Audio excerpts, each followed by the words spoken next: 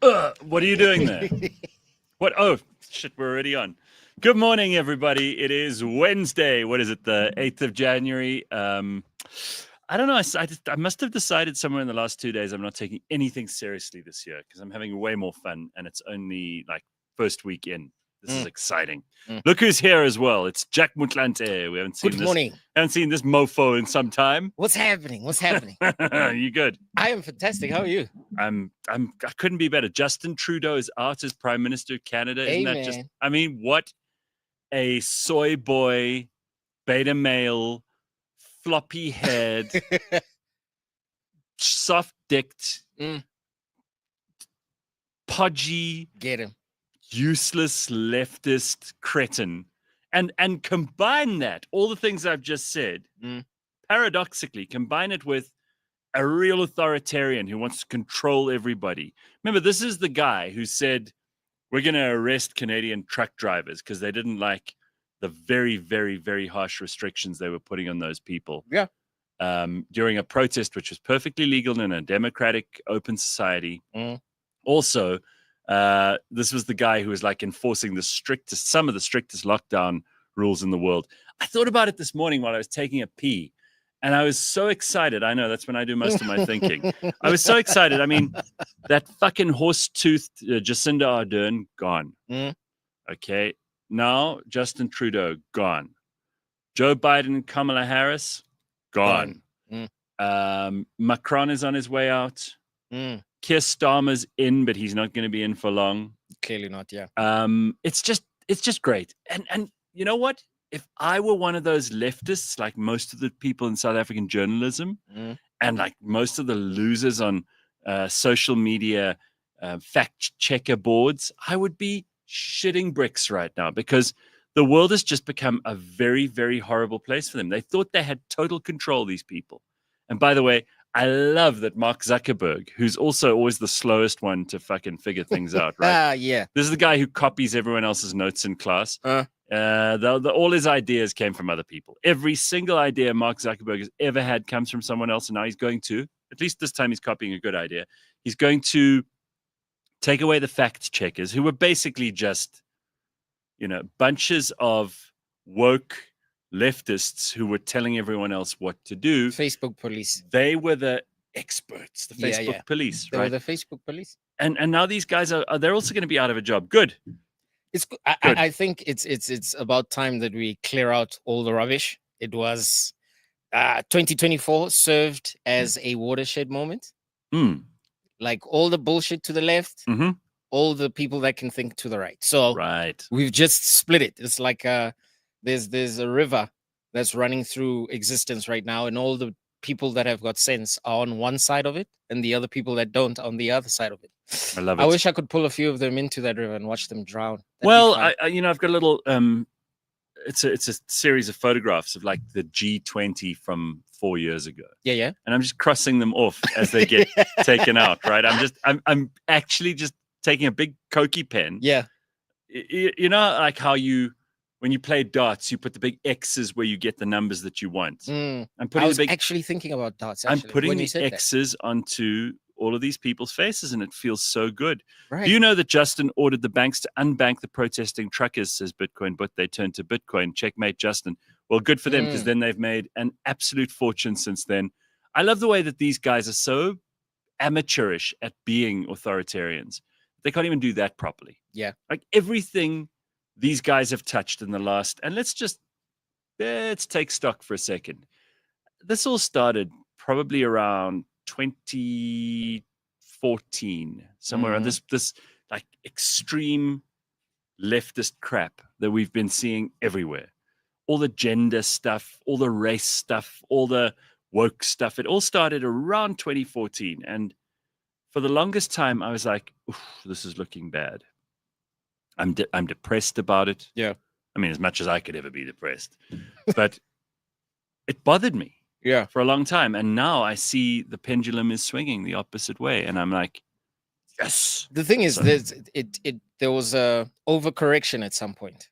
Like before 2014, there was a lot of hard-nosed, this is how we're going to do things. And there wasn't a lot of Because I mean, people that are typically right-leaning are a bit more conservative, and they don't want to change. They mostly shut up.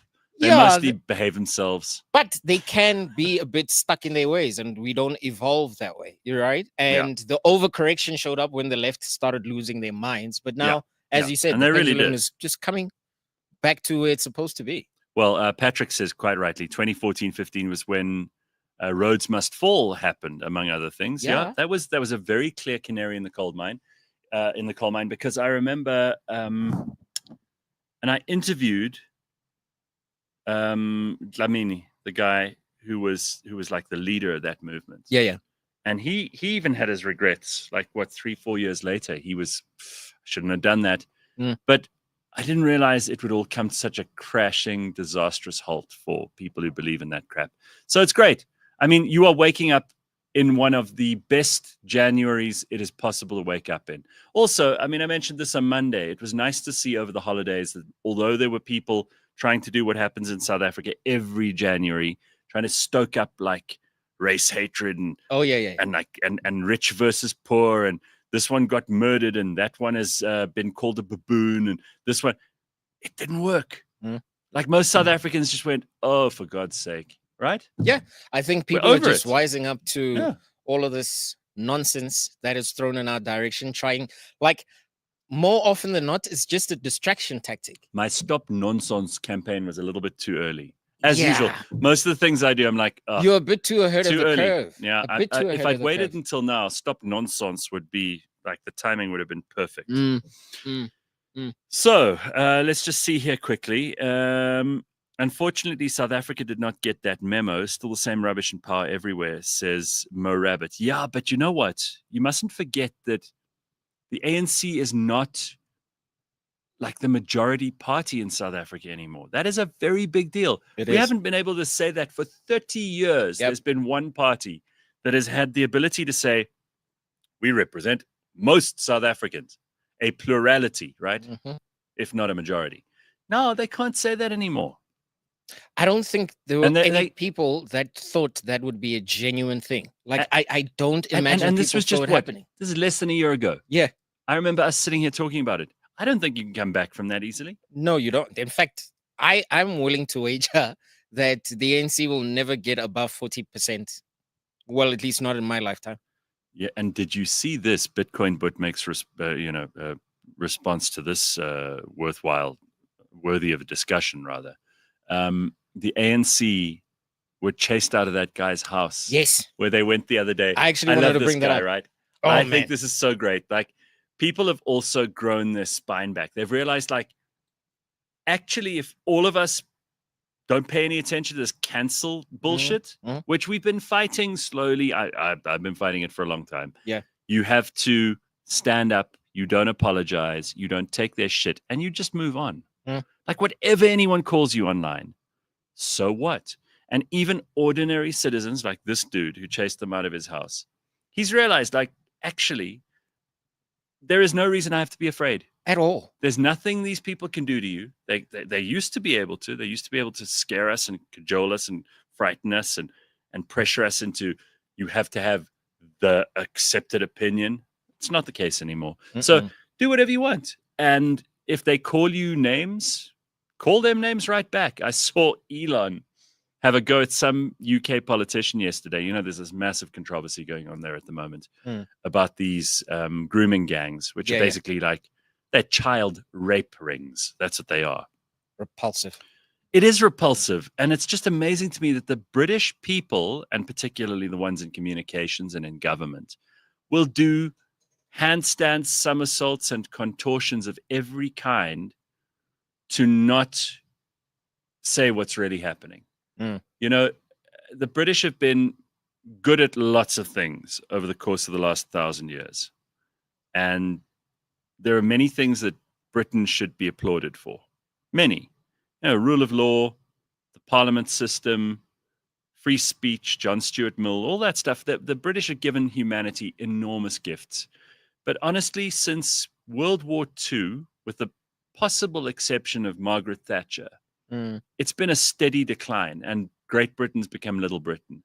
In no small way, right? So when I see what's going on there, it drives me absolutely mad. And clearly I'm not the only one. I mean, Elon even felt that he had to bring up the story about his grandmother who survived the Blitz and, who was a British woman, obviously, because people were criticizing him. Like, who are you to have a say about what's going on in Britain? Right. Like you're not allowed to say something, or I'm not allowed to say something. It doesn't matter whether you have a link to the place or not. If you see madness and stupidity going on, if you see the Taliban, you should be allowed to call it out. The Taliban the other day said they want to take windows out of houses because they don't want women looking through windows because men might get aroused. Now, I'm not in Afghanistan. I have nothing to do with Afghanistan. Afghanistan is probably the only place in the world that I know for a fact I'm unlikely to visit for any good reason, right? Yeah. I don't care about the people there. I don't care what happens there. But I'm allowed to talk about how stupid it is that the Taliban want to remove windows so that women can't see out of them in case men get a hard on. I mean, so silly, right? Like, so anyway, what's even? I wanted to ask what was the thought process, but there clearly was no thought. Please, these are religious fanatics. No, just so Elon has been going on about this very, very frightening and, as you said, repulsive situation in Britain, which anyone's allowed to do. He's a free citizen of the world. And he also happens to own and has opened up one of the most powerful free speech platforms that there are. Yeah.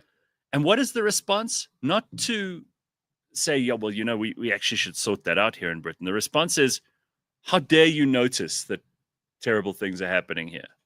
How dare you bring other people's attention to terrible things that are happening here?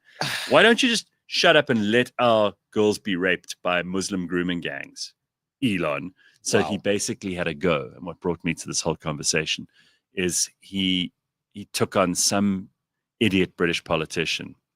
But instead of arguing a sensible argument, like, most of us try to do, right? He was like, oh, shut up, you dickhead, or whatever. I was like, yes, it's time for some of that. Just some good old schoolyard, shut up, you dickhead. Yeah. That's what we want. It actually makes me think about, there's this, I don't know if I heard it as a clip or if I read the thing, but I mean, it basically says good men lead to hard times. Hard times, good men lead to easy times. Easy times lead to weak men. Weak men lead to hard times. Hard times lead to good men. And that's what's coming now. So I think we've now reached the end of the easy times, soft men era, and we're now going back into, unless we can, and these hard times that we've been through and that we're going to go through for a little while yet, it's not all going to suddenly improve. Definitely. But it's going to get better because there are suddenly people who are willing to stand up and actually speak sense for once. Right. And I've been listening to this, you've been listening to this for years, people saying, oh, there are just no real leaders left. Yeah. All the real leaders are gone. Or where are the leaders that we need? And things like, you are the leader we've been looking for. Right. And people driving past billboards like that going, what, me?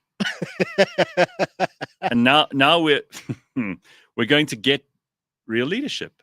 Exactly. There's just no way that you can compare the likes of Kendall Justin Trudeau in Canada to what is about to happen in the United States.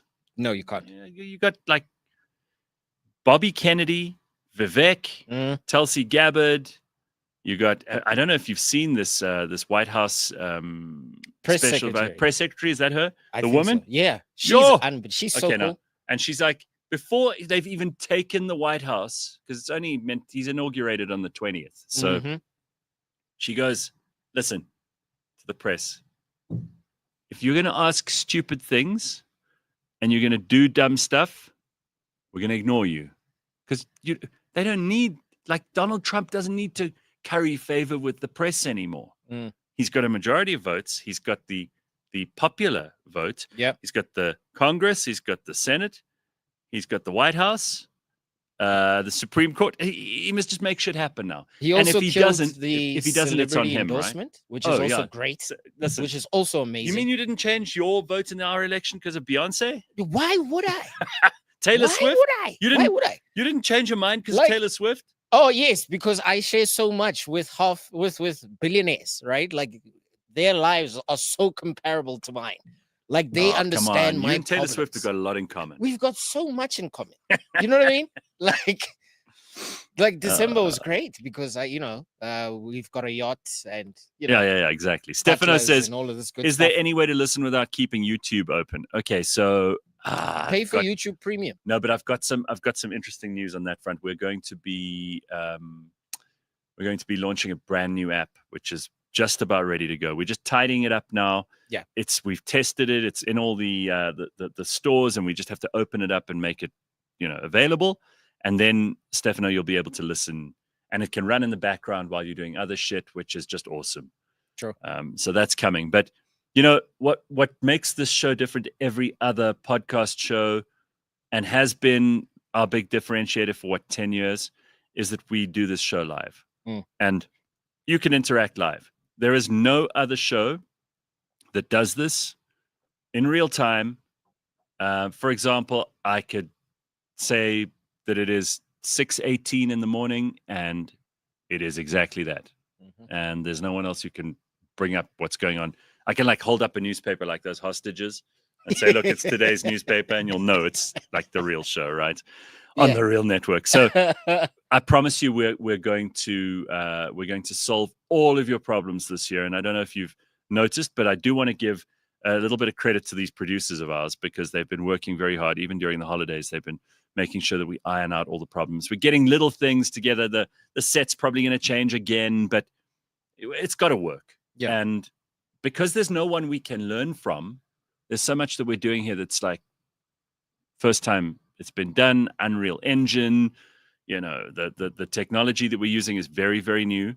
Then we learn by iterating and changing things. And I don't want to get you too involved in how the show is produced. You don't want to go into the kitchen and see how they make a sausage, because otherwise you won't eat sausages again. Yeah. But we're working on all of this stuff, right? So you're going to have a good experience with the show this year, and it's going to be everything that you want. I can promise you that. And we want your feedback too. I don't often say that because, I can be very dismissive and rude and say, what the hell do I need your opinion for? That may happen again. But in the meantime, while I'm in the sort of mood I'm in, send your feedback, because I'm actually very receptive to it right now. Yeah, the window's closing. At least another day or two. All right? Send that while you can. We'll get cracking. Mo Rabbit says, yes, the app must have a live cockprat function. Well, we're going to have a lot of functions built into that. So just hang 10. But certainly we will cover the bases of what you need right now. And I love that YouTube allows us to do the comments live. We put them up on the screen. It's awesome. Keep bringing that on as well. So, Jack Motlanthe, what's been on your mind? What have you been thinking? How was your holiday? How was your New Year? Oh, man. All that shit. So firstly, I love Joburg during December because everyone's gone. Like, it's such a dream. I love it. Like, it's almost as if I get to reclaim the city back. It's like, get away. Get away. I drove home yesterday. I was here yesterday afternoon for most of the afternoon, and I drove home at like 5:36-ish. Right. And I thought, it's going to be a hellscape. And you could do more than 80 k's an hour. Are you joking? There were hardly any cars on the road. I was so excited. What a dream. That kind of thing makes my day. Yeah, legit. I actually didn't realize how much of a misanthrope I am now. Like I just I love Joburg when there's not too many people around. So my December was great. Good. Partly because of that. Good. I also got to do a bit of traveling. I love you remember I brought up Bushbuck Ridge last year? Yes. I love that place, man. Mpumalanga. I went there again. A friend of mine. Bushbuck Ridge itself is a big mess. Yes, it is. Yes, it is. But for a city boy like myself, seeing that amount of greenery and the fruits. But I'm not talking about like the actual like dwellings of Bushbuck Ridge. I mean, it's the ugliest part of Mpumalanga. But the surrounding that's beautiful. Great. Absolutely amazing. So a friend of mine was starting the procedures for Lobola and all of that stuff. So we got to celebrate that moment. That was also pretty great. My mom turned 70 this year. Well, last year, excuse me. Oh, congrats. Threw her a birthday party. That was a lot of fun. Very nice. A lot of fun.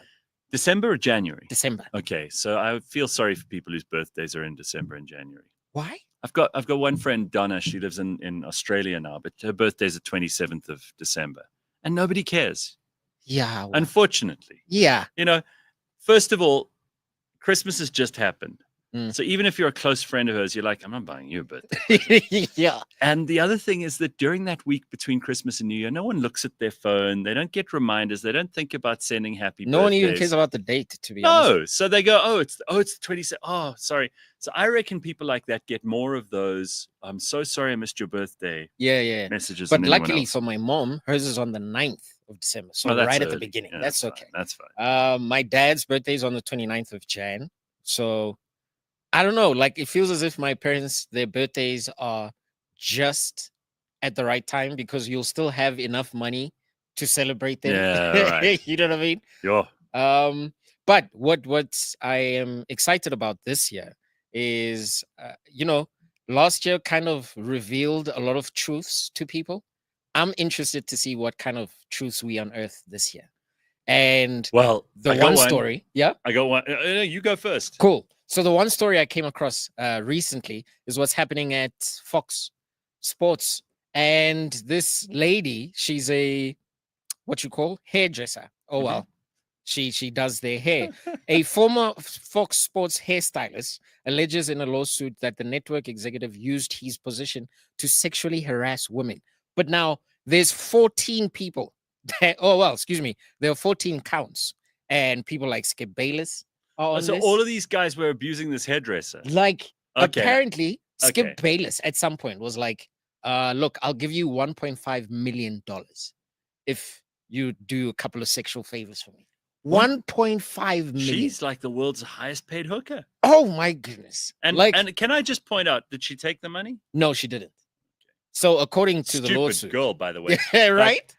Guys, let me just put this out there, right? I know I'm past my prime, but if anyone wants to pay me $1.5 million for a night of fun, I'm available. Yo, like, where do I sign up? Just tell me what the address is. I'll pay for my own travel and accommodation. Just give me any indication. There's 1.5. Once that gets into my account, we're nice. Yeah. Come to think of it, we're nice. Come to think of it, like, it's interesting. When I heard the story, I had the exact same reaction as you. I was like, wait, someone was willing to pay you $1.5 million US dollars for sex. Okay. The difference, let me ask you this, Gareth. The difference between how men and women react to these kind of propositions is very interesting, because if that were to happen to you in a professional setting, I imagine you'd brush that off, right? You'd either, if you were that kind of person, you'd either take the money, sure, or you'd brush it off. You wouldn't take it personally, no. Go to HR and say this is sexual harassment. But I understand that. Like, if you're a woman and you are predated upon, and let's just go back to like a time where men actually were protectors of women. Yes. Instead of where men were like incels and they were ignoring, shitty things like feminism and trying to get past the idea that they were just toxic masculinity in a package, right? Let's just go back to a time where men did the right thing. Because I think there's some part of all of us that wants to still be that. They want to be the person who can provide safety and security for the women in their life that they care about, whether it's, their mom, their sister, their friends, their girlfriend, their wife, whoever it may be. I don't know that anyone wants to be in a work environment, especially a work environment, but any environment really, where a guy is like leaning in really hard. Sure. I don't think it should ever be prohibited. Like, if some guy wants to offer $1.5 million, should be able to make that offer anywhere, anytime, any place. And instead of her getting upset, she should just look at it and go, this is a transaction I'm not interested in, or you got a deal. Okay, so that is not sexual harassment. That is making an offer, and you have the opportunity as a free person to decide yes or no. Sure. And obviously, after that offer is made and you decide you don't want it, you have every right to say to the people at the place you work, this guy made me an offer I'm not so happy with. Can I please have a different shift? I don't want to work when he's working. Cool. Cool. But we don't have to go to the press we don't have to embarrass just because he's famous. Like she's going to try now. She's going to try and extort money out of him, which is what's going on. On some level, because then what you're doing is instead of taking the best of what should and could happen and what gives you maximum freedom, you're taking no responsibility for yourself in the situation, and you're taking advantage of being a victim and all of that stuff. And we know that's going to lead to what I've always had a big problem with. The minute you trivialize sexual aggression, rape, inappropriate behavior, the minute you make that trivial, like a hairdresser being offered money for sex and she can just turn it down and we can all move on. The minute you make it something trivial, you take real victims, people who are actually being like these girls in Britain, for example, who've been, it's a non-stop, endless cycle of rape where to the degree that the girls who were raped 10, 15 years ago are now getting their children ready to have the same experience. Right. So it's like generational abuse of the worst kind. The minute you trivialize rape, you give a pass to the people who are doing the terrible things and you make the stupid things seem terrible. It's not a good idea. We've got to get back to like reality, actual cost benefit analysis. That's very true. I there's nothing I would agree with in terms of what you said. I think nothing you would agree with? No, nothing at all. There's you don't not agree a single with any thing. of it. No, as in I agree with all of it. Oh well, fucking speak properly. Excuse me. Listen properly. Listen properly. Well, listen properly this time. Anyway, like I think it is also very interesting. I mean, I asked a couple of people in my life the difference in how people react to the story was eye-opening to me too. Like, I mean, and you reckon it was mostly a gender split? Not even. It was all. It was legit a gender split because all of the men said the same thing. It's like, hey man, we nice. Give me that 1.5 and let's do it. When should we do this? On top of the roof? Well, we've you know what I mean? But with a women, it's a completely different reaction. Snae woman says, nah, that's disgusting and demeaning to women who aren't interested in that kind of stuff, guys. Definitely. It's not demeaning and disgusting for someone to make an offer. I think it's time and place, Gareth. I think it's time and place. For argument's sake, if this woman is a hairdresser, right? She's there to style their hair. And she must be so good looking for 1.5. I actually saw a picture of her. She is. And she's pretty stunning. So you're there trying to just do you don't even job. offer a troll. Just put up a picture of a really ugly. Put up. I don't know where you're going to find one at the last minute, but there you go. There you go. Okay, you're not going to offer. That offer is not going to this lady. It is not. I tell you what, though, I feel like she should pay me. I'd offer her 1,500 rand to just please get off the screen. Take her away. Take her away. Please take her away. Please. There you go. But okay, so tell me about these responses that you've been getting. So I kind of polled a couple of my the people in my life, right? And without fail, all of the women said it is absolutely disgusting. That woman is just there to do her job, and now this person is showing up with one. Like some of them said, even if you showed up with $10 million US, they wouldn't have sex with just some random person, right? So it seems when it comes to Leanne agrees here. Leanne Winans, she says, yes, it is disgusting to make the offer, Gareth. There you go. Especially in the workplace, right? So from the looks of things, it seems women are a bit more moral than we are. Because to us, it's like, it's mechanical. Give me the 1.5, I'll do you, and then we'll keep it moving. Well, I mean, here's a point being made by Bitcoin Bot. He says, how much do you think Vince McMahon offered his PA to take a cuck on her head? Oh, apparently, is that a thing? Is that something? I'm actually watching the documentary series about Vince McMahon. Shit is amazing. It'll blow your mind. This shit is amazing. Is that an actual thing that happened? It is. Wow. It is. Holy hell. And then, of course, NWA says, forwarding your offer to Diddy. Gareth, that sexual ask, this is from Yonder, must come with a disclaimer. No Diddy, no cucking on, no invasive stuff, just plain and fun. Yeah. Well, look, I don't think that people should be harassing each other at work. But if you have 1.5 million and you are so hard up that the hairdresser at work is your best option. And she could probably do with, I don't know any hairdressers that are making huge amounts of money. Yeah. But I think that maybe when he made the offer, the guy was like, maybe she wants the money. It's a fair assumption to make. Now, if he embarrasses himself and says that and she goes, what's wrong with you, you disgusting pig? He's, first of all, going to be humiliated and embarrassed, which is appropriate. Yeah. Second of all, he's going to go like, wow, she turned down 1.5. She must be even more incredible than I thought she was. Yeah. So she wins on that front.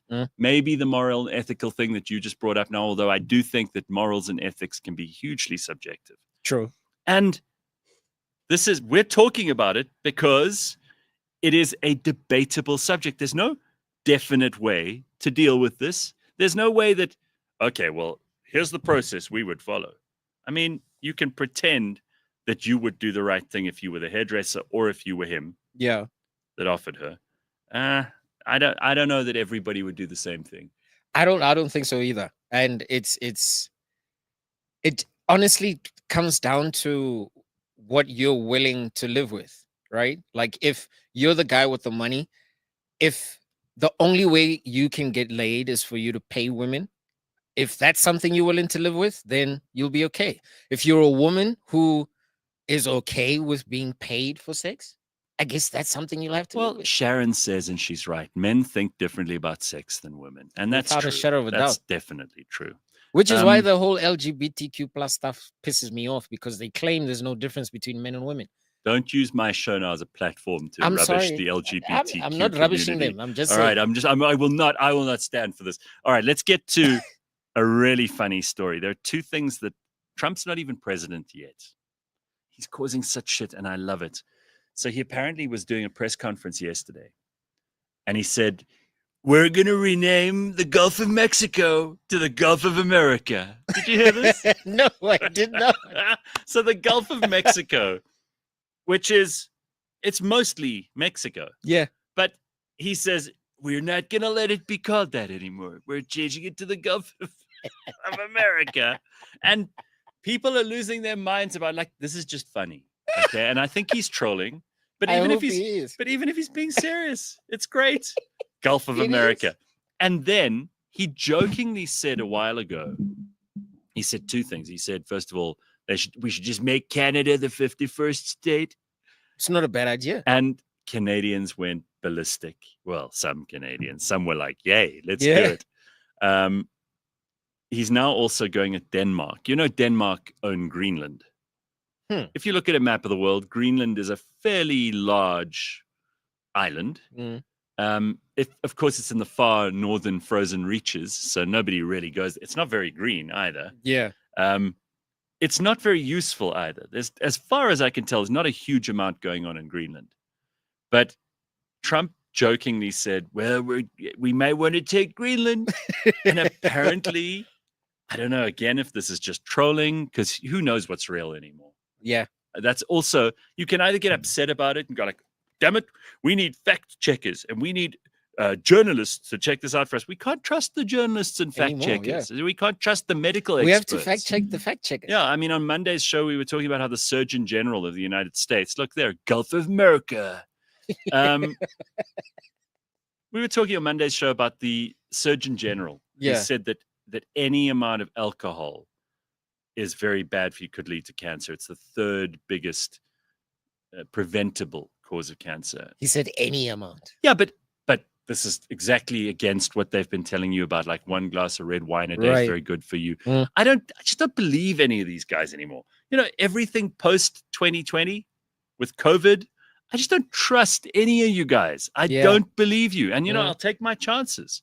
It means that I do know some doctors who I'm likelier to trust than the US Surgeon General. Definitely. But I'm not going to change my life based on his recommendations. And especially when you find out that one of the reasons they want to do it is because they want to put the kinds of warnings that they have on cigarette packets on alcohol. Now, don't do that. Don't do that. Don't fall for this. I don't believe you're a smoker. I don't believe that the picture on the tobacco packets changes everything or anything about your behavior. No. Nothing. You don't give a shit. I don't give a shit as a non-smoker. So who does it help? Who's this meant to help? Remember Nkosazana Dlamini Zuma, who, by the way, I still think should be dragged out of wherever she is by her feet for all the things she did under coronavirus. Yes, when people saw. Because now we know. Yeah, you remember. Yeah, I remember. They put Saliva on the paper. Remember her? They got to find, like, she's not just going to, because she resigned now. She's like, I don't know, she's probably living somewhere, putting her feet up, chilling. It's not over yet, honey. We still got some scores to settle. Yeah. And I don't trust these experts, is the point. So I saw this these thing. days, when I hear the term expert, I turn the opposite direction. It's like that word has been devalued. Yeah, it's it like has. Genius. Yeah, it's like a university degree. Yeah. It's Right. just, Yeah. Thank you. Not very worth very much. Goodbye. So apparently Donald Trump Jr. landed in Greenland to go and talk to the governor of Greenland, who's a Danish official, obviously. Right. And they might just like take Greenland away from Denmark, and it might become part of the United States. Like, this is so great. So within a space of not even taking over yet, but 10, 15 days before he's president, Right. he may have taken the Gulf of Mexico back and made it the Gulf of America. Yeah. He may take Canada and make it the 51st state. Oof. And he may make Greenland the 52nd state. I mean, this would be the biggest land grab since the Louisiana Purchase. Yeah. Without Thomas Jefferson. without a single bullet being shot. Yeah. I mean, very exciting for America. What a That time. is so cool. 6 months ago, I'd have said to you, if you're American, you're probably weighing up your options and looking at other countries to go to. Right now, I think Americans are feeling pretty good about themselves. Yeah. Stay right where you are. Unless your name is Rachel Maddow. She must be losing her mind. Oh, she right. But she hasn't lost her job or anything. No, She's still on hasn't. MSNBC. It's ridiculous. And come to think of it, What, like, you want her fired? yeah, let her go. How is she allowed to spew all of that nonsense on a daily basis, and then people will walk away thinking that she's sane? She's not. She's not. Because she's got a boy's haircut. That's why. Okay. That's all. Yeah, no, shave it, remove it, Shave it. Would you want her bald? Remove it. Yeah. Oh. See, if she's bald, then when you watch the TV screen, you'd understand that no, this person's just insane. It'll be easier. But her behavior She'll be a bit more palatable for people. But her behavior gives that away anyway. You know she's insane. Like I wish there was like a trash can that we could throw. You know, people like Rachel Maddow, all the women on The View, all of that nonsense. Let me help you. Wow, let me help you. It's in your devices and in your head. I don't follow them. Yeah. I don't know what Rachel Maddow is saying at the moment. I'm not even that interested. I was interested when the elections were on because I wanted to see her have a complete shit fit and meltdown when it didn't go the way she wanted it to. But that's just because I'm a horrible person. Okay. Now I'm over it. Now I don't really care what she does. And those harridans, those harpies on The View, I don't care what they say. I just laugh at the memes that come out of it. I mean, Whoopi Goldberg, are you going to take someone seriously who went from being one of the best comedians in America? Yep. One of the most successful actresses. I mean, she was a full-on Oscar-winning actress of repute and renown. A person of substance. She was friends with like Robin Williams and Billy Crystal. She hosted the Oscars. I mean, there could not have been a greater story of climbing to the top than Whoopi Goldberg. You know, she did amazing movies. She was funny as hell. Everybody loved her. And now she's sitting there with these other housefraus every fucking day, and she's yakking on, and it's like a sisterhood of the traveling pants or whatever they call it. It's just so depressing. And she's ballooned to like 8 times the size, and she just looks angry and grumpy and like, what's wrong with you? You used to be funny. You've got lots of money. What do you want? You were part of Sarafina for. Yeah, come on. Like Whoopi. Come on. I mean, even your name is named after the cushion that makes a fart noise. Like, we want you back. Come back to us. Be a happy person again. Stop being such a miserable, concrete-filled, angry. It's those women she's hanging around with. I'm telling you, it's that terrible joy Behar and that Sunny woman. oh, What's her name? The most terrible people. Just get away from them, Whoopi, and regrow. Yeah. Regrow like a vestigial organ that comes back. Regrow your sense of humor. Yeah. That would be so nice. Anyway, don't let it upset you, Jack. I'll try. Woosa. So okay. I got something to show you. This is funny. This is a they them that is going to do a skateboarding trick for us. Okay. And I want you to pay special attention to the comments. So if you're only listening to us and you're not watching us, this may be worth going back and checking out when you are not driving a car or getting ready for work this morning or whatever else, because it is pretty amusing. And I mean, I've gone to the trouble of finding it on the internet and cutting it and editing it for you. And then, you know, we go to a lot of trouble here. So watch the fucking show. Let's see it. Let them see. Oh. You see these comments? Dang, right in the vapitas.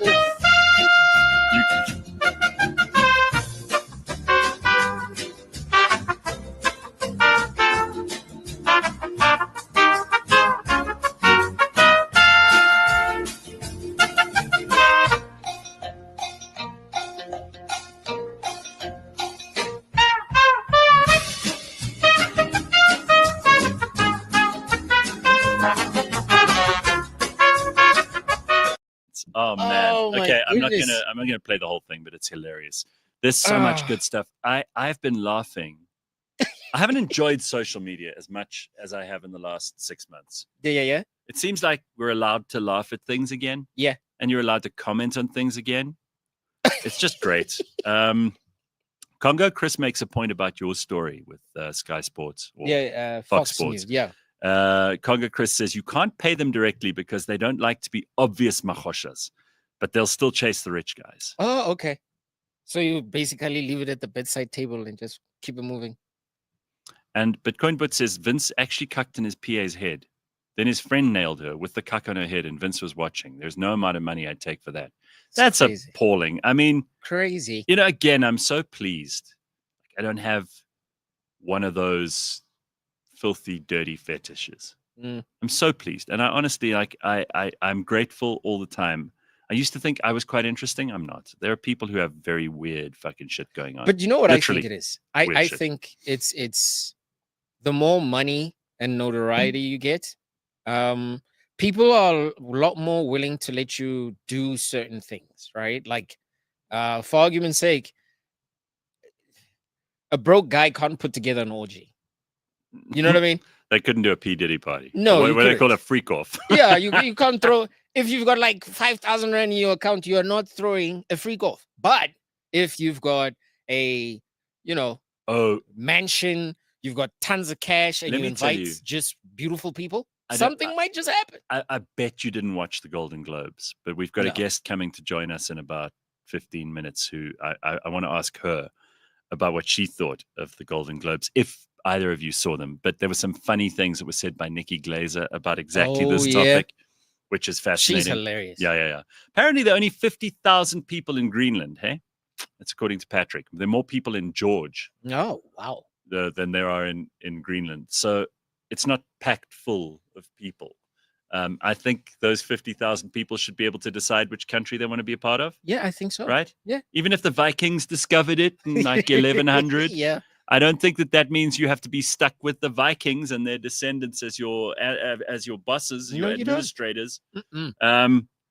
Greenland is great for research. It may be a thank you gift to Elon Musk. They should give him. I tell you what, if Elon said he'd be president, there are a lot of countries that would put up their hands. Yeah. And he can't ever be president of the United States because he was born here. He could be president of this place, but I don't think he cares. Oh, nah.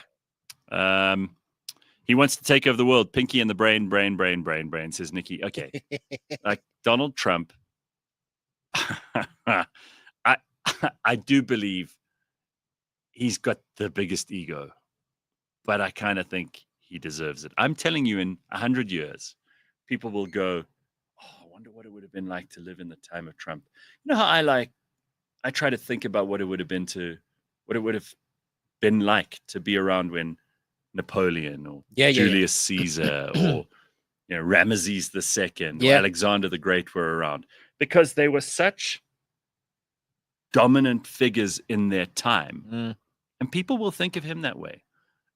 All the bad stuff we've heard about him, he's a misogynist, or he's anti-immigration and all this stuff. All of that will disappear in 100 years. No one will care. And they'll look at this guy and they'll go, wow, this dude, sure, he inherited some cash from his dad, but he became a billionaire, became a celebrity, became a president, lost the next one, came back again, and did whatever he may or may not do in the next term. That's a story. I don't know what your story is. Maybe you've, developed a boner pill or something. Great. But I don't think your story's quite as good as that. That's the hero's journey.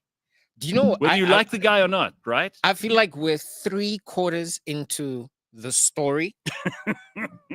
and they tried to kill him. Yeah, I know. Right? The thing is, like, how this second term plays out will determine, in my book at least, whether or not he's remembered the way you're talking about by history, or if he's remembered as a villain, something completely different.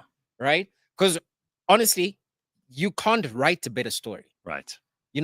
I mean, he's been on different sides of divisive issues from the moment basically he was born.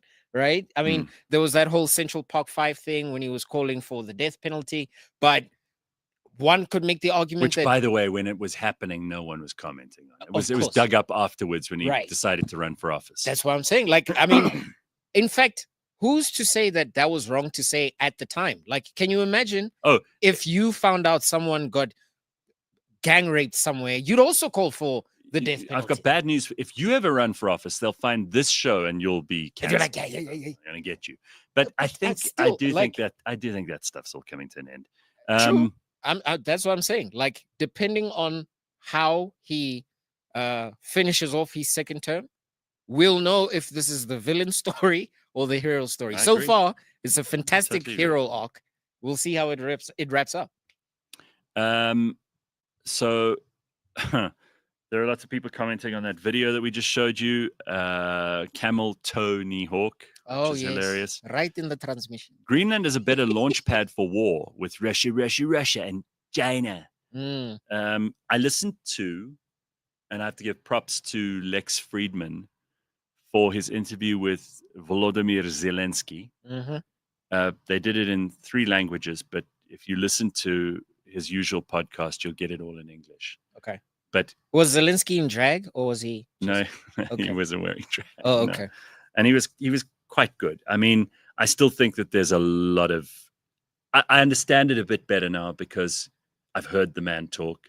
I've heard him answer questions, and he's a competent communications guy.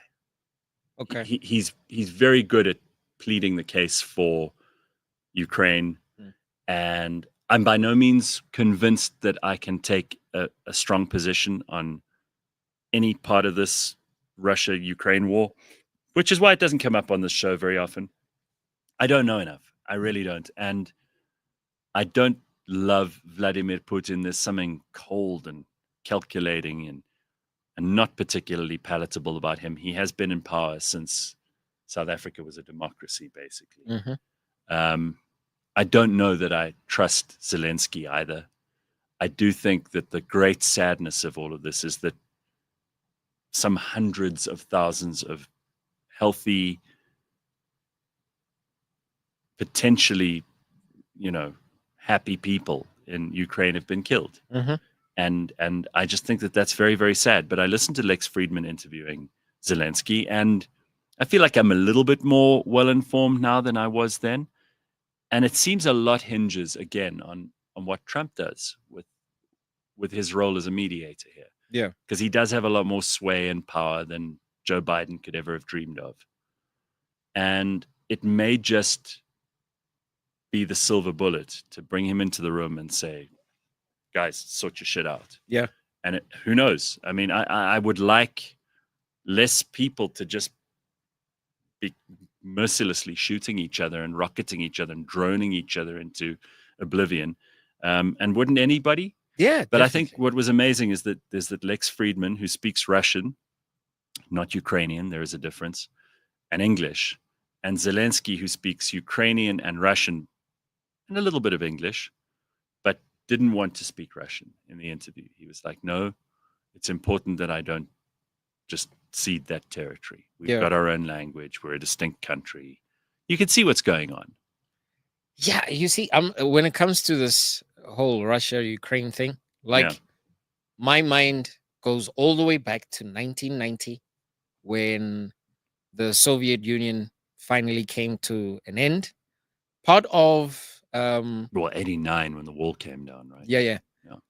But part of the agreement was where NATO was allowed to operate and whether they could encroach any closer to Russia and all of that stuff. Sure. And over that many years, like they've consistently encroached closer and closer to Russia. Well, I mean, there was a point, and it feels like ancient history now, but there was a point not so long ago where even Vladimir Putin was saying we'll join NATO.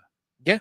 And look how badly things have been managed. Yeah, I mean, I think it's been very badly managed by all the parties concerned, right? For sure. I mean, Zelensky is president of one of the most corrupt countries in the world. The former president was not a clean guy at all. There are questions about whether he is or he isn't. And even in the interview, he dodges a couple of questions there. Putin has become more and more aggressive. Yeah. But NATO and the West have been poking the bear. They have. Almost nonstop. Yeah. Especially during the term of Barack Obama and the term of Joe Biden. You know, we were getting closer. I remember when Putin visited George W. Bush at his ranch. You know, and people were saying, "Oh, this is scary." It's less scary than what we've got now. Yeah. So it's been managed badly by a bunch of real fucking idiots and amateurs. It has, and so, it's so unfortunate that presidents aren't held to the same standard as everyone else. Because I would imagine if there was some sort of a peer review system, or at least some sort of checks and balances when it comes to the wrongdoings of countries' leaders, right? Then perhaps we might, we might deter some ill-informed decisions moving forward. But seemingly that's not going to be a reality. And besides, like organizations like the ICJ and all of this stuff, they hand out so-called arrest warrants and whatnot, but never enforce them, or are incapable of enforcing them. So I don't know why we as a really a small fry country in the world have to go and embarrass ourselves at the ICC, at the ICJ. Those kind of things, man. It's like ridiculous. What are you trying to do? And you can tell it's because there's some Iranian money floating around. Yeah. It's probably through gift of the givers, but I'm not saying. So here, Jack, there are actually 2 podcasts with Lex Friedman that he's done at Soviet historians. The war is going back over 100 years, early World War I times. That's why Russia invaded Ukraine. That's from Yonder. Oh, wow. So maybe worth checking that out. Lex is very slow, and he talks like this, and he's got very little sense of humor, but I think he's a good guy. I mean, I get the feeling he's just a thoroughly good, decent guy, and he wants, like, it's almost childish the way he's like, well, we're going to end the war. I want to end the war. And I'm like, you're a podcaster. Calm down. But he's a good guy. I think he means well. Anyway, before we get to 7:00, I wanted to introduce you to a new German word. Pop that on the screen, guys. Here's a nice new German word, because you're being very aggressive and ornery this morning. I'm Kampfswerk. Kampfswerk. Say it. Kampfswerk. It's a combat dwarf. That's you this morning. A small person who always has aggression problems. So I think you should get a name badge made, Jack Motlanthe. Kampfswerk. I was put that on a T-shirt. Kampfswerk.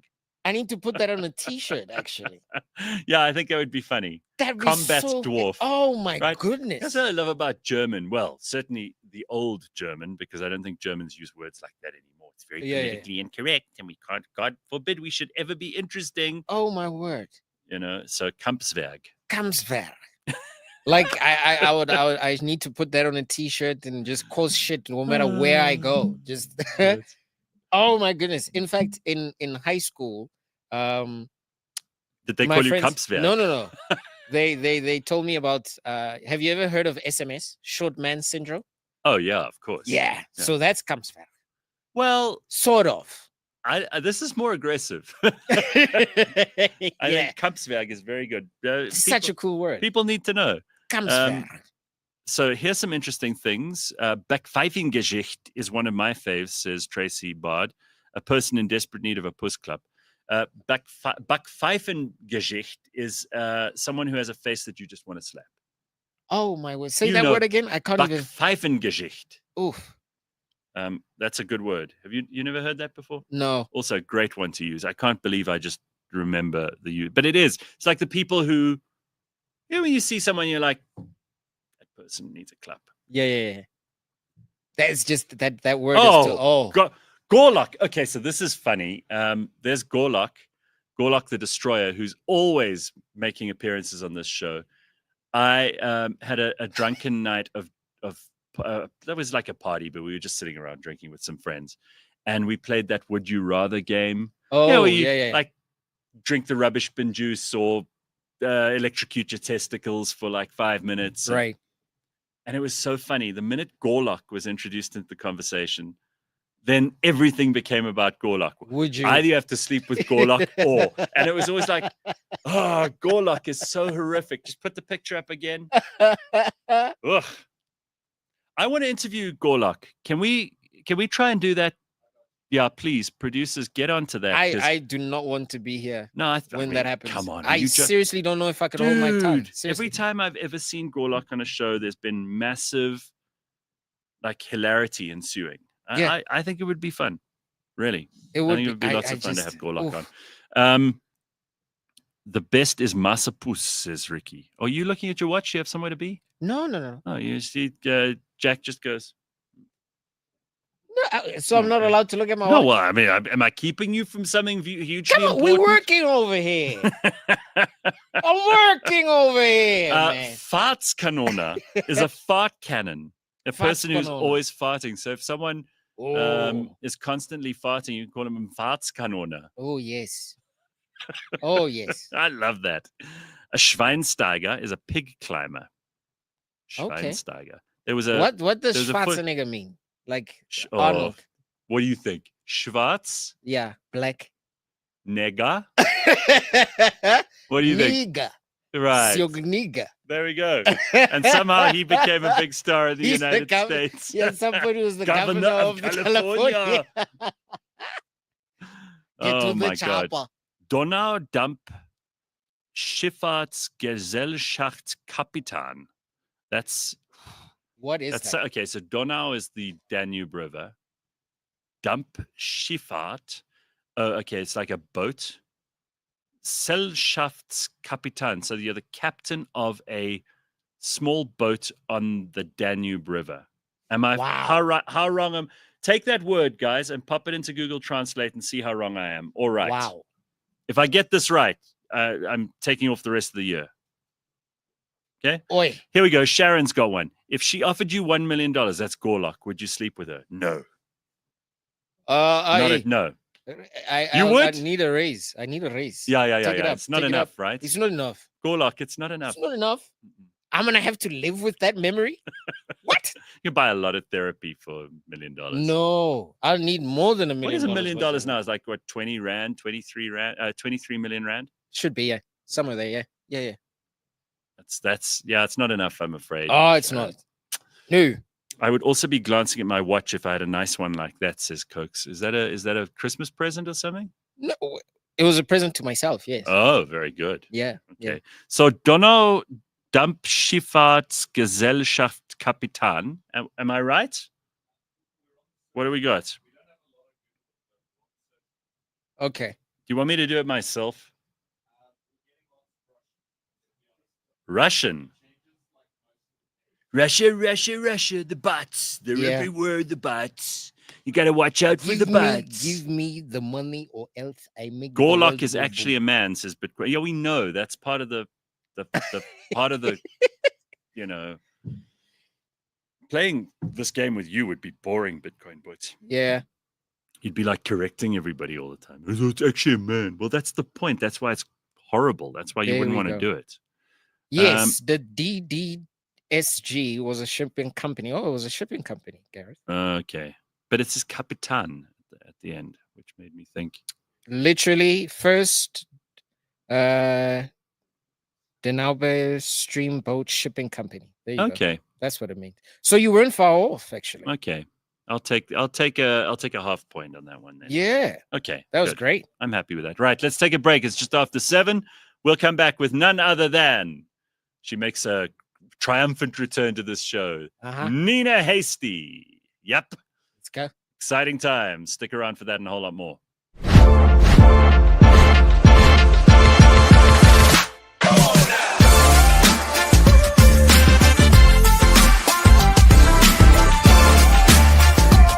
They need to be properly vetted as Nigerians. Not because all Nigerians are bad, but unfortunately, there seems to be a lot of elements of bad behavior within the Nigerian diaspora. The 419. We're not talking about Chichi. We're talking about the 419 brews. You check now. Yeah, and the hush puppies. We do have a significant problem in Sunnyside, Cape Town, Point, Durban, CBD, Hillbrow, Yeovil, and most recently, every hotel in Sandton. Let me tell you something, girls. If a man tells you he lives at Itin Tonton Hotel in Sandton, he's taking you there, don't go. Some guys said the laws here. Yeah. Very relaxed. In their countries, you steal something, the hand that steals gets chopped. Listen, we have a constitution here, brother. You and your other MK members need to calm down. I'm joking. Kwazam konto kwaz. Are you leading towards Kendrick being a cloud chasing rapper? Kendrick is leaning into cloud chasing for where it can benefit him. I'm not saying he's a cloud chasing rapper. It would be unfair to call him a cloud chasing rapper. But cloud chasing is a new feature that Kendrick has recently unlocked, in that he's playing to the crowd, where the crowd is expecting him to say something about someone. Look how many new fans Kendrick got because of Not Like Us. These are people who hadn't listened to Kendrick before. They're not fans of Kendrick. They're not diehard fans. But now, because of Not Like Us, they're like, yo, he finished Drake. Yo, whatever. Are you saying that now he's not what he's doing? No, I don't see that. First of all, he randomly dropped an album. Then you can, I think it's balls. I think you are balls. I think you are balls.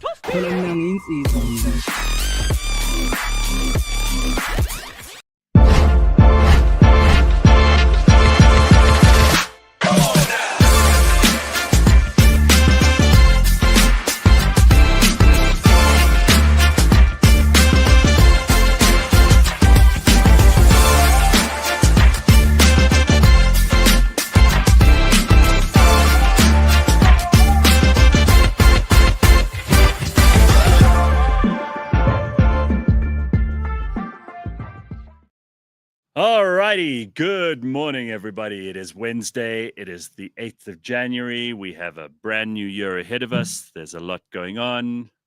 It's going to be an awesome year. I'm very, very excited. And you know what? It may just be your year. Who knows? Maybe this is the year that it all happens for you. It's very, very exciting.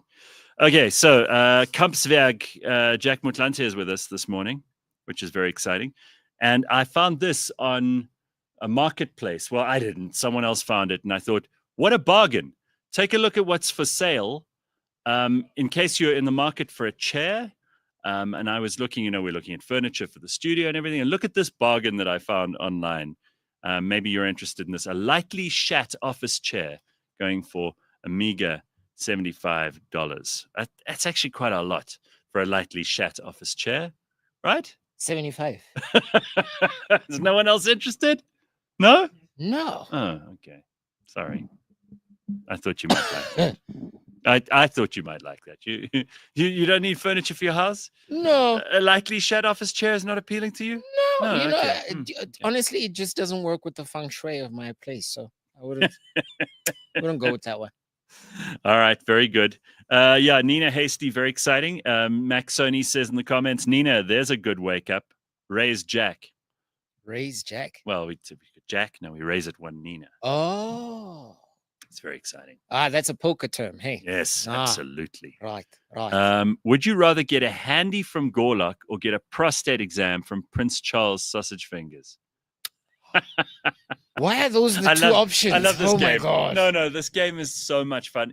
We literally played it for an hour and a half, and there was not a moment that we were bored or that anyone asked a boring question. It was all so dark. Yeah. It's like, would you rather be smothered to death in Gorlock's thighs or like this one, like Prince Charles Sausage Fingers for prostate exam? Which one are you going to choose, Jack? You have to. It's at gunpoint. I have to choose. There's no way out. You either have to get a handy from Gorlock or you have to get a prostate exam from Prince Charles with the sausage fingers. Well, I'm going to be violated one way or the other. Yes. Yeah. Basically, you're like that hairdresser at Fox. Oh. Except this is much worse because you don't get any money. You know what? Bring on Gorlock. Oh. I think bring on Gorlock. I think so. Like I could look in some other direction and watch someone actually attractive while Gorlock does a thing. But like, no. Tough. You gotta go with Gorlock. Yeah. Okay. At least you chose. Yeah, Nothing more boring than I can't choose. I can't. That's too terrible. I can't. Have some imagination. Think about it. Yeah, it's the lesser of two evils. And you have to put yourself in a situation you'd never be in real life, of course, so that you can laugh about it. It's hilarious. Mm-hmm. Is that lightly shat chair, says Slippery Pickle, in the shape of the Madonna? It could be worth a fortune. I don't. Maybe. Hey, it could be. She's got her hands like, she's wearing. It could be. Maybe that's. I remember when there was a guy who found a piece of toast. Yes, we're zooming in because we need to see. Is that the Virgin Mary? I don't know. Catholics might be upset by that, or they might want to buy it. Yeah. Hey. I mean, you remember there was that guy who he toasted his bread in the morning, and it came out with the face of Jesus. Oh wow! And he sold the toast for I don't know, hundreds of thousands of dollars, somewhere in the astronomical numbers. Well done. I mean, if you can find. You know how you sometimes look at clouds and you're like, that cloud is in the shape of a dog. Yeah. And it's a sign. It's definitely a sign. But you forget that from every other angle, anywhere else around the cloud, like someone in Limpopo is looking at the same cloud going, it's definitely a lizard. Yeah. It's a sign. It's just, let's keep calm. Okay. And then handy rather, says Yonda, but I wouldn't be able to get up looking at that. As in Yeah. Well, again, you introduce new aspects to the game. This game never runs out of eventualities. Like you say, well, we'll give you a handful of Viagra before. So you have to, right? You don't have an option. It's hilarious. Okay. A couple of things we need to talk about this morning. This is obviously something that's irritating and we still have to go through. Airport body scans. It's all since 9/11. It's got much worse and it's never really got better. They never rolled it back. Yeah. Instead of just stopping people who look like they might be terrorists, and you know what a terrorist looks like, because it's very seldom that an old grandma is going to try and hijack a plane. Yeah. Okay. So I think the grandma doesn't need to be scanned. But anyway, we found finally some useful things that have come out of the scanning, the airport scanners. Here are a couple of those things, and I thought you needed to know. So terrorists discovered 0, which was the point. But transvestites, we found 133 who were obscuring and lying about what they really were. Okay. Because you can see everything on those scans. Yeah. Hernias, people who didn't know they had a hernia, 1,485 of those. Hemorrhoids that people either were just keeping to themselves or didn't know about, 3,172. 8,249 enlarged prostates. So better to go for those exams that Prince Charles doesn't have to give you. Yeah. And then King Charles now. And breast implants, 59,350, because you see those on the scanners. Just when they thought everything was going tits up. Yeah, and only 3 natural blondes in the whole world. Isn't that amazing? It was also discovered that 308 politicians had no balls. I thought you'd need to know that. So, we're in the business of bringing you useful information. Love that. That's what we do. Love that. That's how we function on this show. Mm. The leakage looks like a furcation arrow. What is a furcation arrow? That's according to Fiassen. Fiassen, what is a furcation arrow? I need to understand this. I can tell you what Backpfeifengesicht is, but I don't know what a furcation arrow is. Yeah, Are you making that up? Is that a word you just made up this morning? Are you drinking early? It's a possibility. Oh, he's smoking early. Oh, look at the sausage fingers. Oh, my God. Oh, I thought you'd very much. Look at the ones on the... Just go back to look at Jack's face. Look at the picture on the right-hand side and how... Oh, man. He even joked about it, Shame. There was a documentary they did on the coronation, and he says to William, they're like, he had to put something on, and he goes, well, at least you didn't have sausage fingers like me. Well, why do you think Camilla's with him? Oh. Let your fingers do the walking through the yellow page. Oh, like he's making it run, eh? Darling. I'm very excited to see you later. Oh my goodness. I bring my sausage fingers to the party. Like exciting. Jesus. Okay, yeah. No. That prostate exam from that man would be problematic. Thoughts and prayers for that pinky ring, says Tracy. Listen, you can't get it off, right? No, you can't. I mean, it looks pretty stuck.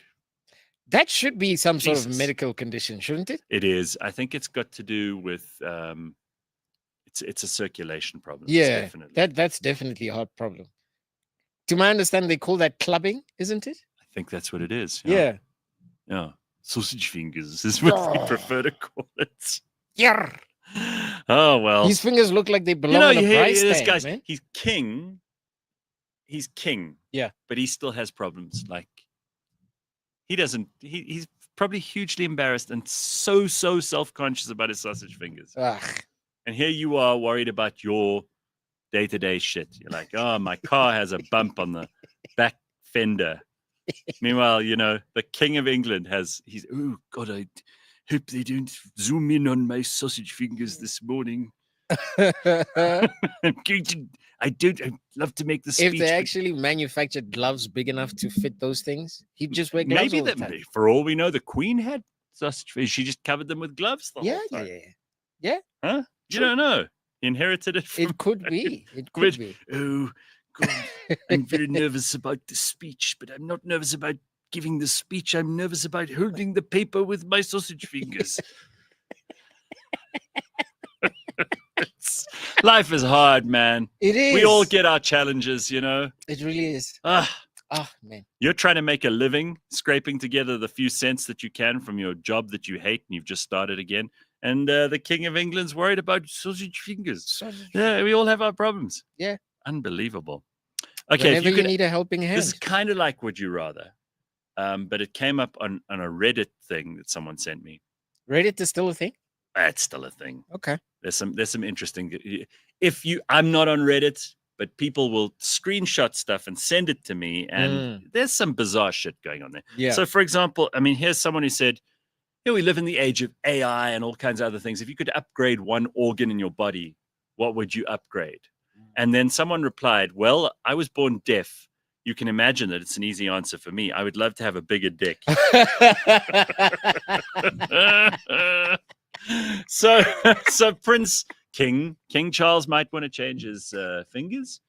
That guy would want to change the dick. Yeah.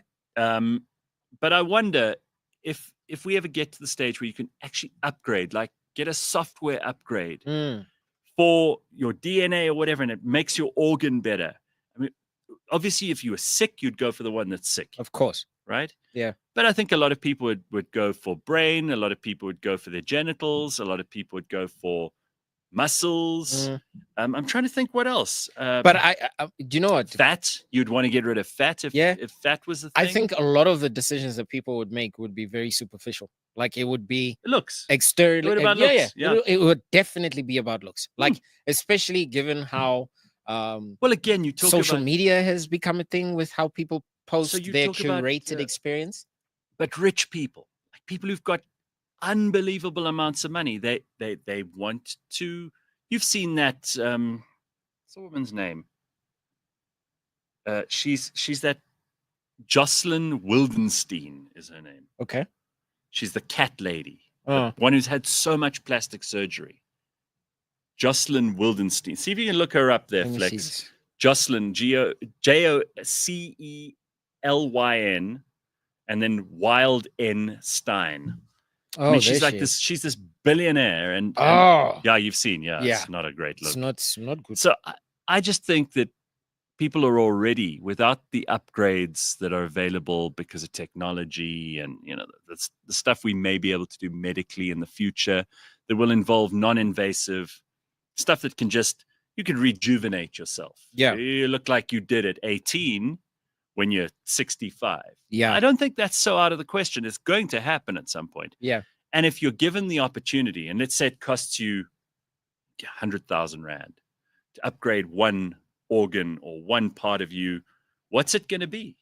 Because people are going to be superficial. I don't think they'll go for the brain. Mm-mm. I don't think they'll go for, I've been abusing my liver quite a bit with Puza. Yeah. I think I'd rather just get rid of the lines, the wrinkles. Of course. Give me a bigger, Mm.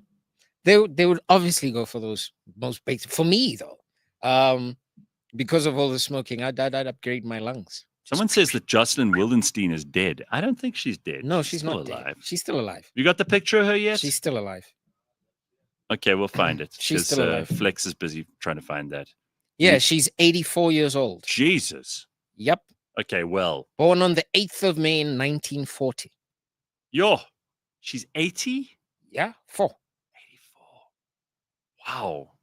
Unbelievable. I don't know if I like that or not. Looking at her pictures, I'm like, wow. No.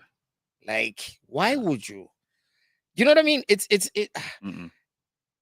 When I see these kind of things, it Umlani says she reminds died me of, this week. She died this week. Yeah, she died this week. Oh, That's why wow. she's on my mind, I think, because I must have scrolled past something that had something to do with her. But I mean, like a really rich woman, and she did that to herself. That is so sad. She went for so much plastic surgery that she wanted to look like that. Or I don't think she wanted to. I think that's the best they could do with what they had, right? But I mean, I'm looking at... I think in that case, honestly, the surgeon who's taking her money should be... Yeah, he should be charged with something. Yeah. The guy, he knows she's got an addiction. She's got a body dysmorphia of some kind. Mm-hmm. He shouldn't be going after her easy money, really. Yeah, and I mean, there's images of her as a younger woman, and she was actually beautiful. Wow, I haven't seen any pictures of her when she was younger. Legit, man. Check this out. Oh, she didn't look so bad? Yeah. We could maybe share that picture. Tell you who doesn't look so bad is this Nina Hastie. Hello. Yes, sis. She's dressed nicely for us this morning. Yeah. Yo, I wonder what... she might be trying to... Do you have non-hot clothes in your wardrobe? Do you have like tracksuit pants and like drug addict clothes that you could put on? She has a storeroom. She put it all in a container. Okay, I knew it. Okay, let's bring Nina Hastie in here. I want to. Look at that. Look at that. Jesus, look at that picture there. That's a hot picture. Well, thanks for pointing that out. Actually, can I?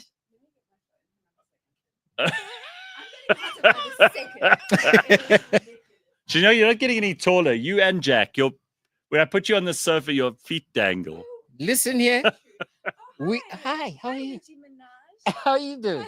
Okay, all right. By the way, we're not short, we're fun-sized. Just so you know. You're Kampfzwerg. Wow. Kampfzwerg. Kampfzwerg.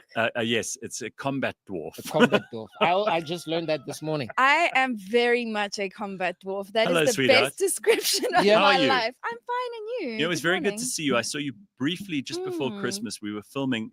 Can we show the video of that wrapped thing that we did for the SABC? This is quite cool. Take a look at this. Nina was the lead anchor on this thing. It was very cool. No, Dad, we can get you. Trevor Gumby. Give it up for Kuli Chana. Go, hip hop hooray! Y'all go by the name of Nadia and Kai. I'ma get my money back, boy. I'ma get my money back, boy. Yeah, folks. A wild night ahead of us. This is Wrapped 2024. Legendary Kurt Darren in the house. With, I'm very pleased we had you on the show. Thank you so much. Because between you and Gumbi and Dumi, it's just like it's always a party. I was so without sounding patronizing, I'm so impressed with your decisions.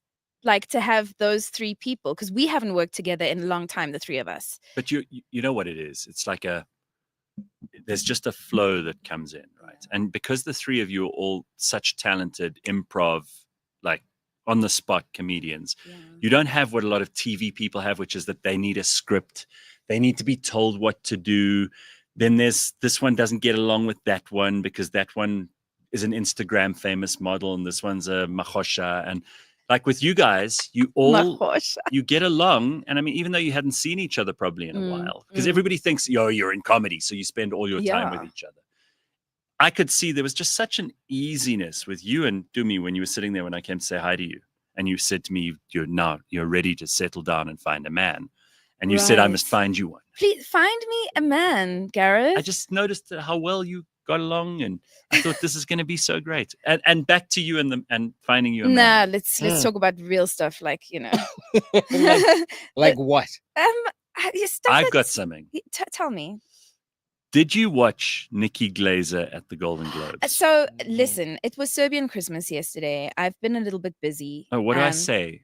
You say Christos se rodi, which means Christ is born, and then it's a call and response, and then I say Vaistinu. And when do we take out the guns and go pom pom pom pom? Afterwards, it's so funny because my mom made us light candles, and my grand goes, we don't light candles at Christmas. We only do candilo at Slava, which is our saint day.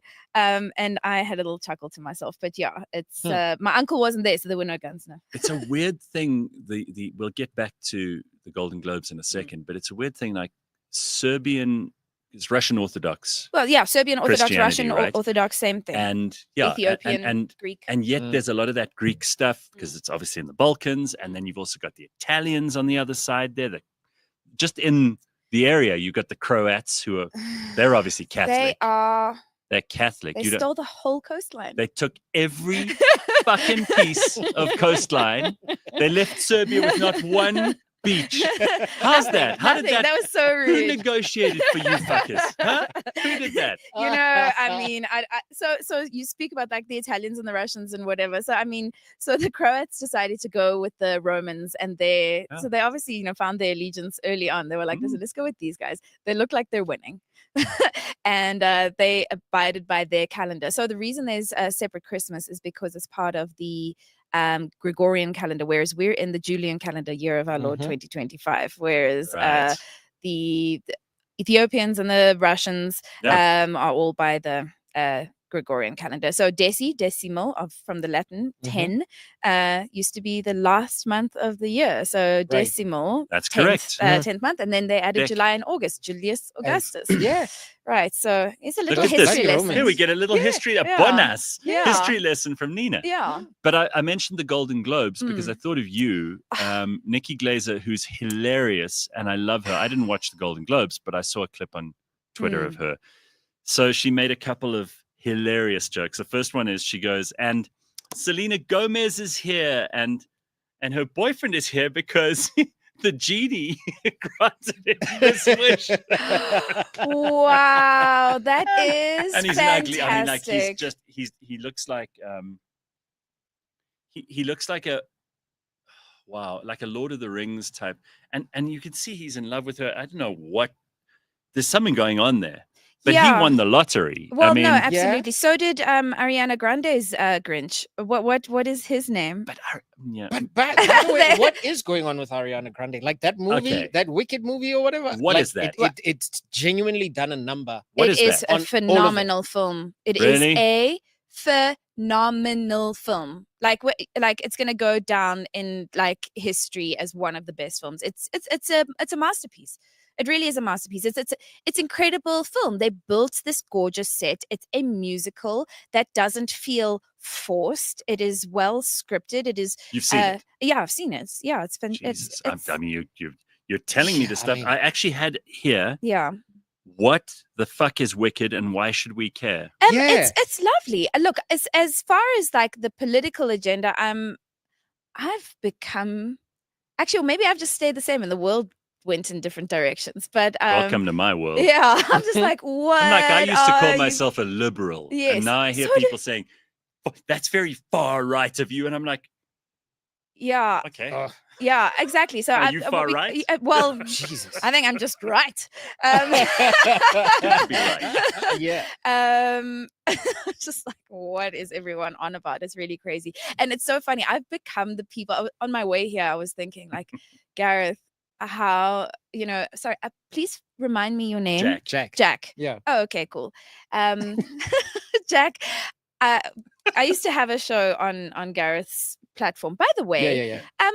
another thing I wanted to say this morning, how much I respect you as a business owner. This shit is fucking hard, and you have not just done it, but you have maintained it for a very long time. So hats off. This is not something easy in Cyril's economy.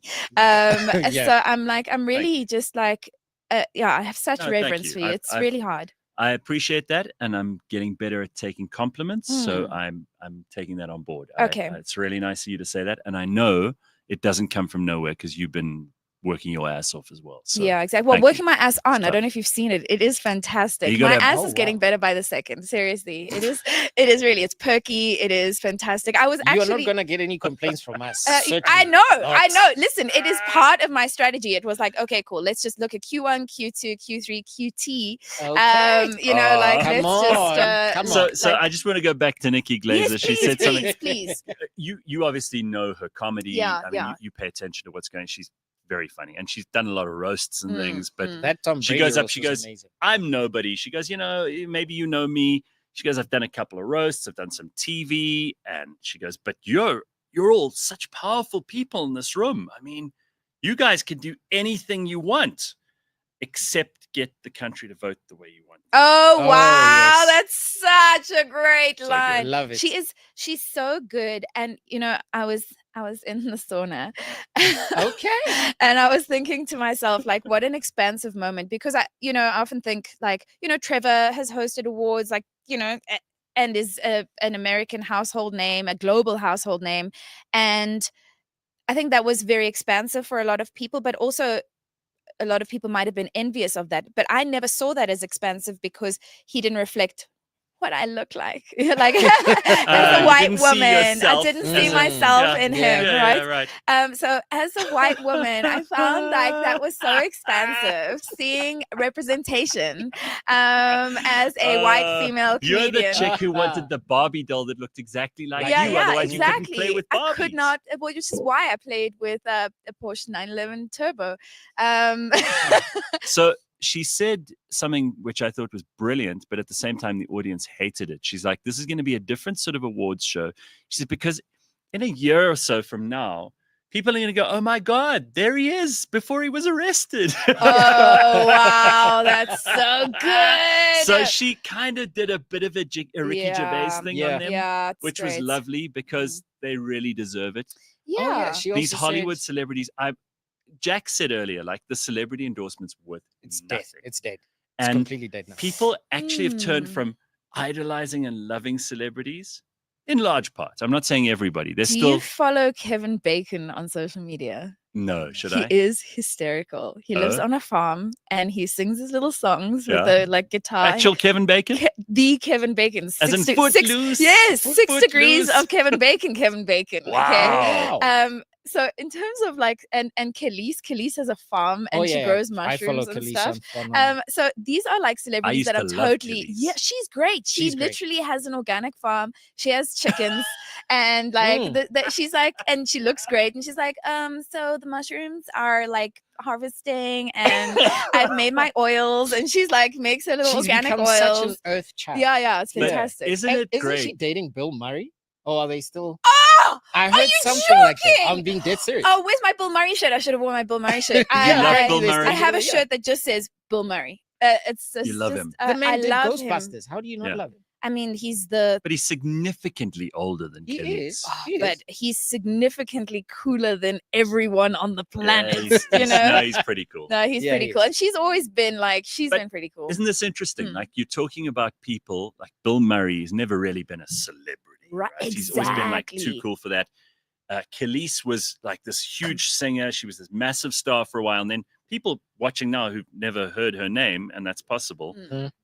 will go, what, this like farm chick? But that's what she's now famous for. It's like Exactly. the stuff that is making people cool and interesting now. Counter culture. Yes. Yeah.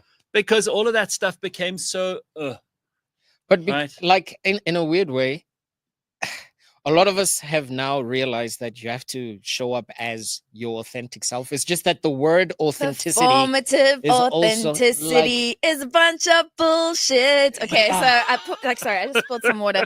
Performative, and I caught myself doing it. I'm like, Okay. I'm so authentic, and I'm like, authentic to what? Like my depression. You also don't have to bear every single thing. How about like, okay, cool. Here's a lesson. So a lot of like comedians make this mistake, and I've made this mistake as a Yeah. comic when I was first coming up. It's just like you trauma dumping on this audience. oh And god, yeah, and yeah. they And don't it's want like- it. yeah, and your responsibility. And someone, asked me literally yesterday, so how did you get over stage fright? And you might not think that I had stage fright. I was terrified more of cameras than of anything else. I used to, on Trending SA, I used to go and cry in the fucking change room at ad breaks it was and a then come horrible back show, out. though, Yeah, I mean. no, I wanted to kill myself literally every day. There was that, that Rivonia Road like loop before you get back onto the Yeah. M1 Yeah. South Did you or the cry M1. the whole way Or the around? whole way, I was like, if I just go straight, people will think this was an accident. Like, I really hated that job. But it was just because I had no creative autonomy in that space, and the script was written by some 21-year-old that started the day before, and it was like, hi guys, hashtags. So I Anyway. always used to watch you in studio with Gumbi when you were doing TG Squared, our show, and you were having the most fun. You were smiling and laughing, and you'd come out of there like you were on fire. Like you had energy for everyone in the room and some. And then I'd look across the road when you'd go and do Trending SA, and I'd see you like your shoulders were down, and you were having to talk like Siago Boza stuff with like yeah. with shame, with old With Sis Cooley Roberts, Cooley Roberts, shame. R.I.P. Yeah, man. Yeah, and I just, with the contrast was just enormous. Yeah, it was enormous, and it was, I was thinking about bringing this up today because I discovered this. Do you watch Tiny Desk concerts? Of No, course. what is Okay. this? Ooh. Okay. don't So know this. No, help me. it's one of the like most watched music platforms on YouTube. Okay. Well, so you it's- just recommended Wicked, so I don't know Yeah. if your recommendations are worth listen, anything. I Let's think go. you should watch Wicked just from a production value as a film. It is Okay. phenomenal. All I right. think just watch it. Just give it a chance. There's not too much I just- wokeism and So stuff. I in it. just saw Cynthia and Ariana and all these clips with the long nails, and they were always crying with each other, and Yeah. like Yeah, they're in that love put with me each off. Yeah, other. yeah. And I was like, Mm. this looks like it's going to be horrible, especially for me. Yeah. I'm not going to relate to because- this at all.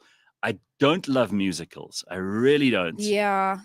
So I did have a very And a reaction to no, like no, not I watch just, it. I just had I had a deep knowledge I would hate it, Right. but I think you might be more persuasive than you think. okay. I might actually have to go and check this out yeah, just it's because worth, you've it's worth told a me. watch. Like, at least then, if I do hate it, I Mm. can criticize it with knowledge. Yes. Absolutely, You'll have absolutely, no, specific absolutely. things to Because find I out. had the same thought. I was like, oh God, I'm not gonna, what Yeah. must I watch this for? And because there's a surprising the role that Ariana plays is not what you think it is. It's not this. It shows the vulnerability in all the spaces. Like, she's not just like this princess that's excellent. She's like hates herself and Oh is God, like, I don't know. I don't know. Yeah. You see, you're putting me off more. okay, and more. so no, all right. Anyway, it's She's- good for oh. me. It was good You were for just me. saying Mm. the vulnerability. I So love there's what this you used this. You performative- used this term performative trauma authenticity. dumping. Yes, sure. Which is something that I want to just get into this for a Yes, second. okay, let's talk about that. Sure. Because this is now, it's so boring now, right? Yes. We always used to joke, and I'm sure I've told you, certainly Jack. Yeah. Whenever comedians would come on the show, it would turn into a therapy session. My show. Yes. And and these are people I love who are hilarious. You know a lot of them too. And I think, oh God, here we go again. It's going to be about that uncle who made me sit on my hand. On his hand. Yeah. And then someone they'd be like, oh, it was really hard. And I just don't think that era started with Oprah and Dr. Phil and even Donahue before that, where people would unload all this private shit. They'd do it on TV, and it was like, wow, we're getting into these celebrities' lives and they're being vulnerable. I think at the moment I would like a whole lot less vulnerability. I'd like people to actually just be entertaining. That's like, let's so go exactly. back to let's be go. entertaining. You are hitting the nail on the head. So that was my answer to this guy who asked me if I've got like a stage fright, and I said to him, the day that I realize that my responsibility to the audience isn't to make them like me, my responsibility to them is to fucking entertain them, and that is my job. That takes everything out of the ego. It takes it out of like, well, did they like that set? Didn't they like that set? Did they laugh? Right. That is my job. My job is to make them laugh. And that relates to Nikki Glaser. Absolutely. Because and she did such a good job. her job is to entertain the audience, not those people in front of her. They are material, right? It's like if someone heckles you in the crowd, they become material for you. Did you watch my roast, the AKA roast with me in? I do remember it, yeah. And I have a lot of criticism of the way that the roasts are done in South Africa. And I'll start with one of them. And it is that why are we getting soccer players and rock stars to be on roasts when they should be comedians? Okay. And they're not funny. They're not funny Their because they delivery don't is know shit, how to do it. right? Yes. And they also are not They don't understand the craft. But it's like they go and get a bunch of celebrities or people who are in the news, and they think that that's sufficient. No, it's about numbers. Like consider if you found 6 or 7 really great comedians who didn't have massive followings, and you found 5 or 6 celebrities that could guarantee that 1 million people would watch the show. But they don't anymore. That's what they're not doing. watching. Well, they're not watching because the show's shit. So look, exactly. the point is, no one cares. there were like No one cares, 10 people, and I was at the end of it. And Hanan, who's I want to say that I'm Hanan's plug. I'm telling you, I'm like that guy is so clever, and he's helped brilliant. so many people. Phenomenal. And I just love that we get him on the show here every Monday, because what his schedule's like. He doesn't have time for anybody. Yeah, except me. No, but I've had really good friends of mine who are struggling with various things, and they've said to me, "Can you get an appointment with me?" And I'm like, God can't get you an appointment with Hanan at the moment. And he sent me a picture from, because we had this joke last year. Were you here that day when we were talking about there was someone who wrote into us and said, Hanan, please help. My girlfriend is she's screwing all these men. Lucky girl. and I feel very hard done by. And anyway, the joke was that I said she must have been doing kilometers of cock. What do we do, Dr. Hanan? So he sends me a picture from wherever he's on holiday, where they've got, I think it must be Bali or Thailand or somewhere. And they got those dicks that the dicks that they make out of wood, and they paint the little patterns on them and everything. And people, when they come back from there, they buy you a dick. Oh, it's so funny. So he sent that to me, and he's like, they just have kilometers of cock. That is He's got a great sense good. of humor too. No, fantastic. So back to you. He helped me because I was like, listen, we're going to do this roast. I know what's going to happen. And the irony is I've become such a prude and not a prude. I'm just like, why must I? That takes so much emotional investment to have sex with someone. And I'm at the age where I get, well, not the age, I'm at whatever the stage is, where I actually get emotionally attached, and I kind of want to, and I can't have sex with lots of people. I'm not good at it anymore. But that's also a girl thing. Yeah. Okay. And I think it's a stage thing. Yeah, like at some point, like I don't care who you are. If you were, for argument's sake, if you were a young man who was great at dealing with women and you could get laid all the time, at some point, most probably when you get into your 30s, you're going to look around and think, okay, this is just empty. It's vacuous. I don't know. The guy that I was seeing is can get anyone he wants and does. Anyway, so well. Anyway, so no, I'm kidding. I'm kidding. So are you softening? I'm softening. I'm just, you know what? I anyway, forget about that part. The point is, I knew it was going to come. The easiest way for people to make jokes at a roast is let's slut shame someone. Let's talk about someone's vagina. And it's boring for the audience. So by the 10th person, so they had written scripts for all these people. And then each person on top of that wants to do their own little bit. They're like, okay, let me just say, hey, Nina, you're like penis. And I'm like, oh, okay. Or just because I was a little bit like free with, conversations earlier in life, and also a little bit more free with how I approached sex and my attitude towards it.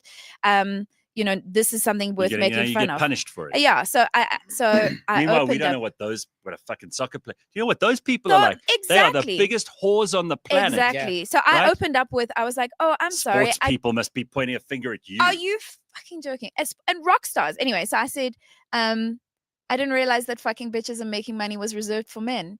And that's how I opened it up with. And then they kept talking about my vagina being the size of Moses Madiba Stadium. Cut and pasted everything they've said about Lisa Lampanelli. Absolutely. What's what their name starts with an S, and I can't remember it. Anyway. The one who dated Kimmel for a while. For God's sake, man. I don't know. How can I be so dumb that I forget these? I can't even remember, names. And I'm supposed to, and anyway. I'm supposed to be the expert. Then but they said that was because it was the AKA roast, obviously, and I was like, well, that's aged badly, considering he's not around anymore. Yeah. So, wow, Gareth. And they said, Nina's vagina is the size of Moses Mabida Stadium, and I was like, well, at least I fill it up. So, so anyway, but yeah. Also, I think with you, and we're not good. This is not an interview show. We're just sitting here talking shit. But you've gone through a pretty amazing evolution, and I've seen it happen, because now there's a real confidence that's replaced like that performative confidence, right? You have to put up a brave face in the beginning. Otherwise, you're never going to do anything. Right. And this goes for everybody. You could be an accountant, right? And the first time you submit your balance sheet to the boss for approval, like, you have to fake it till you make it. Bravado, And then eventually you get to a point where you're like, I don't give a shit if this person approves of me or not. I know I've done great, and this is good enough. It's so strange. You see that part, and then I went through, and now we're talking about authenticity and vulnerability, but only in a space of relevance to this. So I went through a bit of depression the last 2 years, and I just didn't want to be on television. I didn't want to be seen. I didn't want to be part of anything, because I just was doing stuff that was so not me, and I didn't have creative autonomy, and that I was like, this isn't my voice.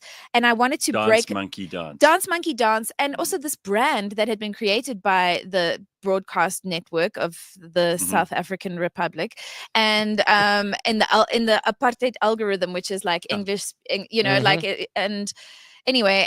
And I was like, that's not who I am. They made me like Fashini girl next door, like, and that's not who I am. I am a completely counterculture person who does wear Moncler jackets, who is, is inaccessible, and people don't come into my house because I light the fucking incense after you leave, because I don't want your fucking energies around here, and I'm like completely on the other side of that shit. And I decided, you know what, and I got a bit sad because of that, because I actually am an artist and I need to express myself. I saw that come out in fucking bucket loads with you when everybody else was depressed about like COVID and ESCOM, and you were doing hilarious shit where it was just you and your phone. And I was like, that's the talent. Thank you. Right? Thank you. That's the talent. And I don't know, maybe that's also why I loathe television. Maybe I was depressed by it. Right. Because you're put into, and we're not going to sit here and complain about the industry, okay? That's very boring for everyone who's watching, if they're still watching. They're definitely watching, because I'm hot. But I don't think everybody who isn't in the entertainment business understands how draining it is to have to dance monkey dance when it's not your thing. Yeah. It's terrible. But there's Jack, no worries. But there's a part of me as well that's like, okay, look, you might not want to be a part of the dance monkey dance thing, but you have to pay bills. You know, Sure. there's a little part of me that's like, you know what? Shut up, suck it up, do the job. and Well, keep it moving. you're here, so dance, Jack, dance. So there is that. I Yes, dare you to say dance monkey dance to a black man. I fucking triple dare you. Go on. Even you I couldn't said get away with that. dance, Jack, Jack, dance. dance. I Yeah. did Ooh. well. I Well, heard you. Nina. Well done, I Nina. took note of that. Thank you. That's 500 live episodes of television on national TV. Thank you very much. Yeah, Not they- one they- BCCSA You complaint. taught yourself Not well. one. Thank you. So I will say this: the dance monkey dance approach to stand up was so that television space was infecting my stand up. Oh shit. It was Okay. infecting. It's making you boring. It was making me pander Mm. to an audience and make them want to like me. And Mhm. I have now been in this other voice. And also because I was doing television every day, I didn't have time to be doing stand-up. So what was happening is I was growing as a person. I was, the world was changing, and I only had this material from 3 years ago that I knew worked. And I didn't, and now the stakes are high because now I'm famous. That's what I was trying to solve for. I was trying to get famous so that I could get onto the stages that I wanted to. But then the fame became the thing that stood in the way of you me getting doing onto stand-up. stages, Yeah. So and then the stakes were too high for me to be shit anyway, and that's why I wanted to take a break from everything. So I take a break from everything, and I don't do stand up. I don't do it. I'm behind the scenes. I'm creative directing. I'm writing behind some award-winning shows and Very good. commercials. Oh, that's great. And I then came back, and I will say this: I've only just figured out how to do stand up. I've only just figured out my voice. I've only Awesome. just But it figured feels out. natural now. It now feels natural because I've got the chops to say the shit that I want to say. You see, you are your best, in my humble opinion, when you don't give two shits what Yeah. people think. Yeah. Like when you're actually saying, even when you've argued with me about shit, and we've had lots of arguments yeah. over the years, like plenty of serious conversations, which are very funny to the Right. observer, Sure. but I know you mean it. Right. When you talk about, whether it's fucking feminism or race relations or whatever, and we have very different opinions. Yeah. And I love when you just tell me what you think without giving a shit how I feel about it. Right. Exactly. And it comes from a space of going, well, I've taken the fucking time to think about it. You've taken the fucking time to think about it. And now I'm, it's not like I'm just making this up out of my asshole on the spot. I've thought about this to the end. And I will say another thing. I'm finally correctly medicated. So I've also struggled with No, my you got the fucking mental balances health. right. Jesus. Yeah. It turns out I just needed an antipsychotic. So I didn't think that the Russians were building a fucking file on me the whole time. Anyway, so But you posted something funny yesterday about how, or you sent it to me, like, what was it? What did I read it send out you? now. You sent me fuck. something yesterday, which was very, very Oh, funny. did on I? Instagram, I We're think it was. cute.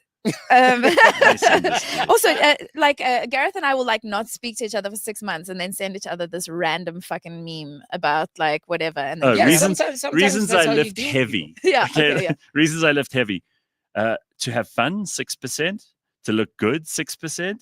To be healthier, 6%. Mhm. To not murder, 83%. Yeah, that's why I lift weights. So to keep the country safe from my fucking self. I'm sorry, guys. I'm trying not to kill you. Well, because you are a Serbian. yes, I exactly. mean, you could go Yeah. fucking postal any minute. Yeah, exactly. It's literally in my DNA. So I want to show you this because I think this is just probably one of the best ways to start 2025.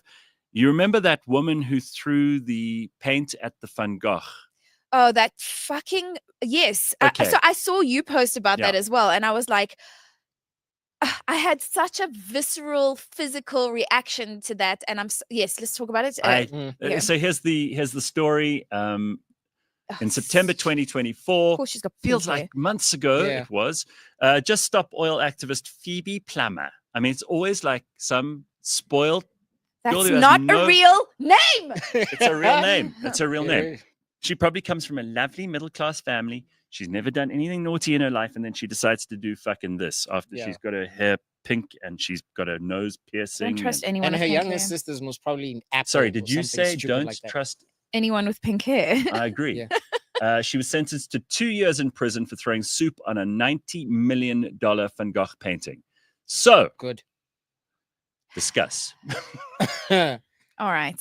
So, Isn't it interesting I find it so hilarious that even that soup can that she put on the Van Gogh got there as a result of the thing that she's protesting. She's doing branding. She's Like- literally doing branding. Like,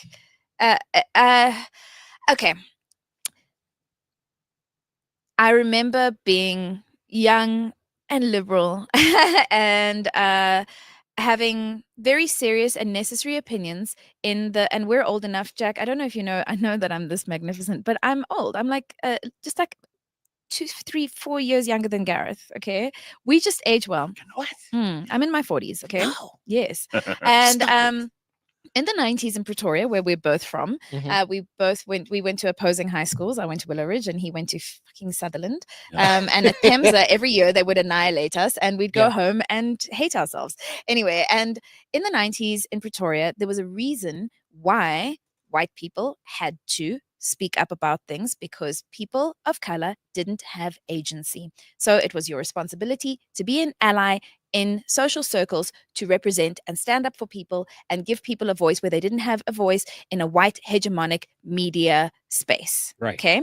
Now we have free media, we have Twitter, we have all kinds of places where we have video cameras. Everybody can say what they want to who they want. It is no longer my responsibility as a white person to give you, Jack, dance, a voice. Yeah. Can I So, tell you something?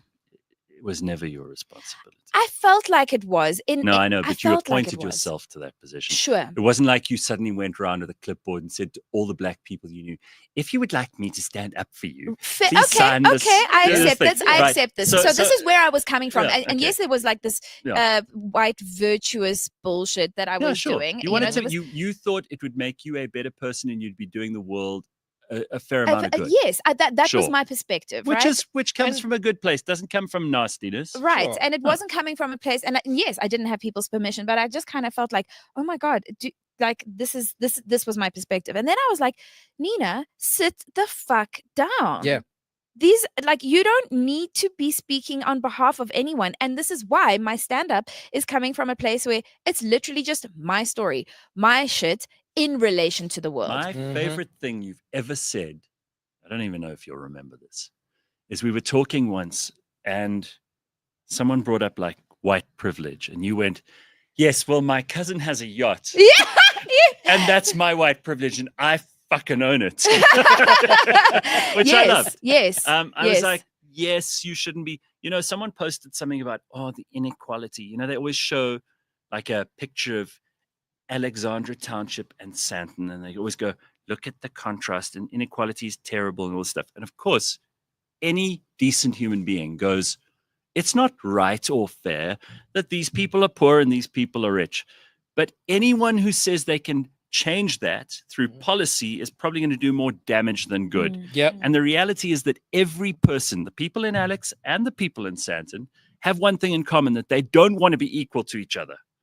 They want to be the top dog. Yeah. They want to be in charge. They Yep. don't want everyone else to be the same as them. They want to be absolutely by eons and miles and millimeters and centimeters and kilometers a cock more fucking successful than Yeah. the other people, right? And Right. they cloak it on in all of Yeah, these please. new All these people. buzzwords and inequality. So I'm so and we glad need that you equity said what and you all of that said. stuff. Because this is a major thing for so many other people who probably haven't realized it yet. It's like nobody appointed you Yeah. to be This the white world's- savior. Yeah, Like, who the fuck do any I kind think of I savior. am? Or any kind of savior. yeah. So You see this these is such a guys good around- example. The such a guys fucking good around example. 16 days of Yeah. activism. You have these allies. You know what Yeah. I'm talking Yeah, about, yeah. Jack? These men who come out, particularly politicians, and they're like, 16 days of activism. We must stop gender-based violence. And you're like, I'm already taking care of that in my life. I don't perpetrate it. Be the change you I want to see in stand the up to world. it where I can. I don't just shut up when I hear and see it in people I know. But you're just grandstanding, and you're doing it because you want to look like a nice person. You And don't give a shit. Virtue signaling.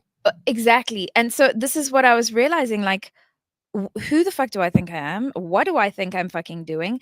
And why am I speaking for people when I don't truly know their experience and their voice? Like, this is a load of shit. So I saw yesterday Post Malone gave a waitress a $20,000 tip.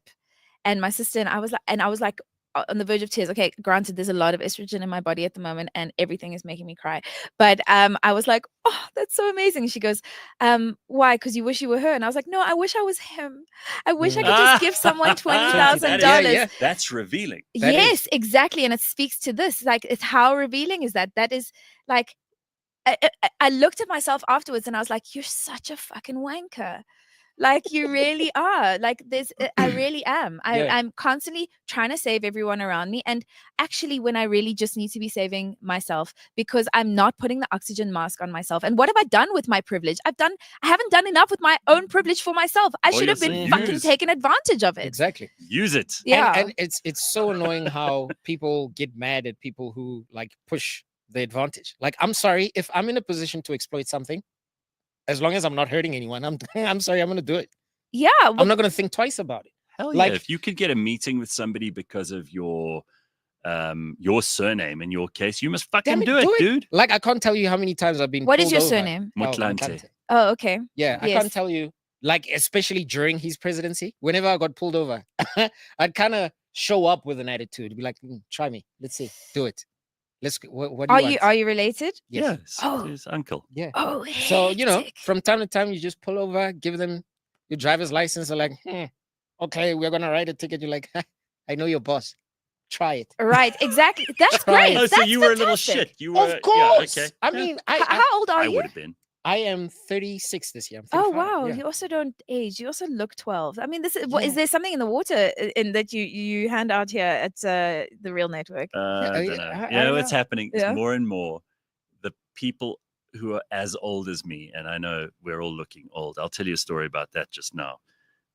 They say, "Oh, you don't age," but I know that what they're hoping that it might be a compliment. I'll take it as Yeah. one if I can sense that Yeah. they're genuine. I love that he But said some it of the- might be a compliment. Some it's a of the compliment. time they say no. Some of the time Sometimes they're they're saying it fishing, because they're they fishing. they wish thinking Yeah. that might be maybe you can be a vampire and live forever, Right. And maybe it's possible for me too with my saggy tits and my. Listen, I flat can't wait ass to get and- my tits done. I When are you cannot doing wait. this? At the end of this year, that is my plan. What By are we the end going of for? Big and outrageous? just like Oh. not big and outrageous, because also I'm short and you know, I don't want to get like fat again and just look like a blob. So I want them to kind of just be like lifted and perky and like in their There's some 20s. good surgeons now. Yeah, yes. And South Africans, you know, because It's not as dangerous. You used to take your chances, and maybe you'd end up with like a one nipple that went Yeah. like that and one that went. Yeah. Now they're good. my mom had a mastectomy, right? So they took the one boob off and then they lifted the other one so that they would match. Right. But in those days, so this was in the 90s, they had to like put the bag underneath the pectoral muscle, stretch it Mhm. out because it would not have supported itself, whereas the other one Right. went over the pectoral muscle and just inside the boob, which is the one that I'm gonna get. I want the ones Yes. like Yeah. where they kind of still feel like bags of sand. Anyway, Yeah. and and my mom, so this was before she got, I love the story, I tell the story a lot. Before she got her mastectomy, she had this prosthesis, which I always say like you know, like Oscar has prosthetic legs, but Yeah, a yeah, yeah. prosthetic breast. It would be weird if she had a prosthetic leg in her bra.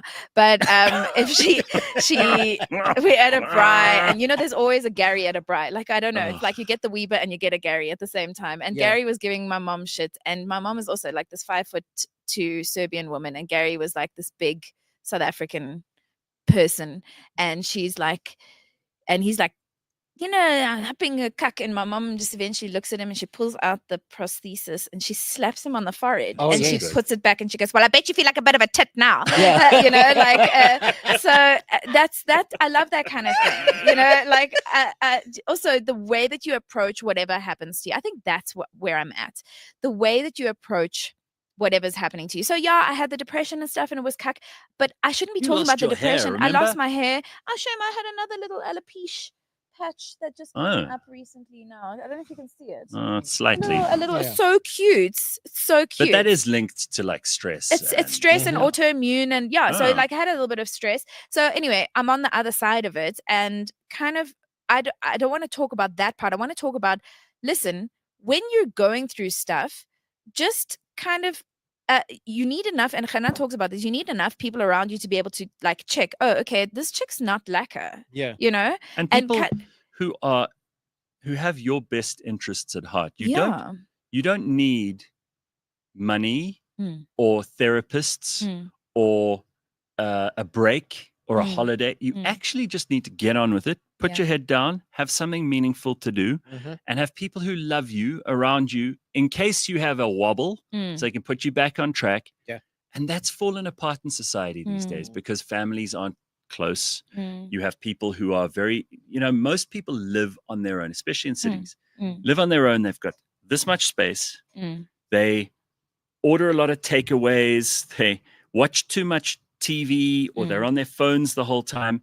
It's a guaranteed recipe for all sorts of, let's not say mental illness, but certainly a propensity to fall into mental illness. 100%. And because people are getting married later, if at all, they're on their own for too long.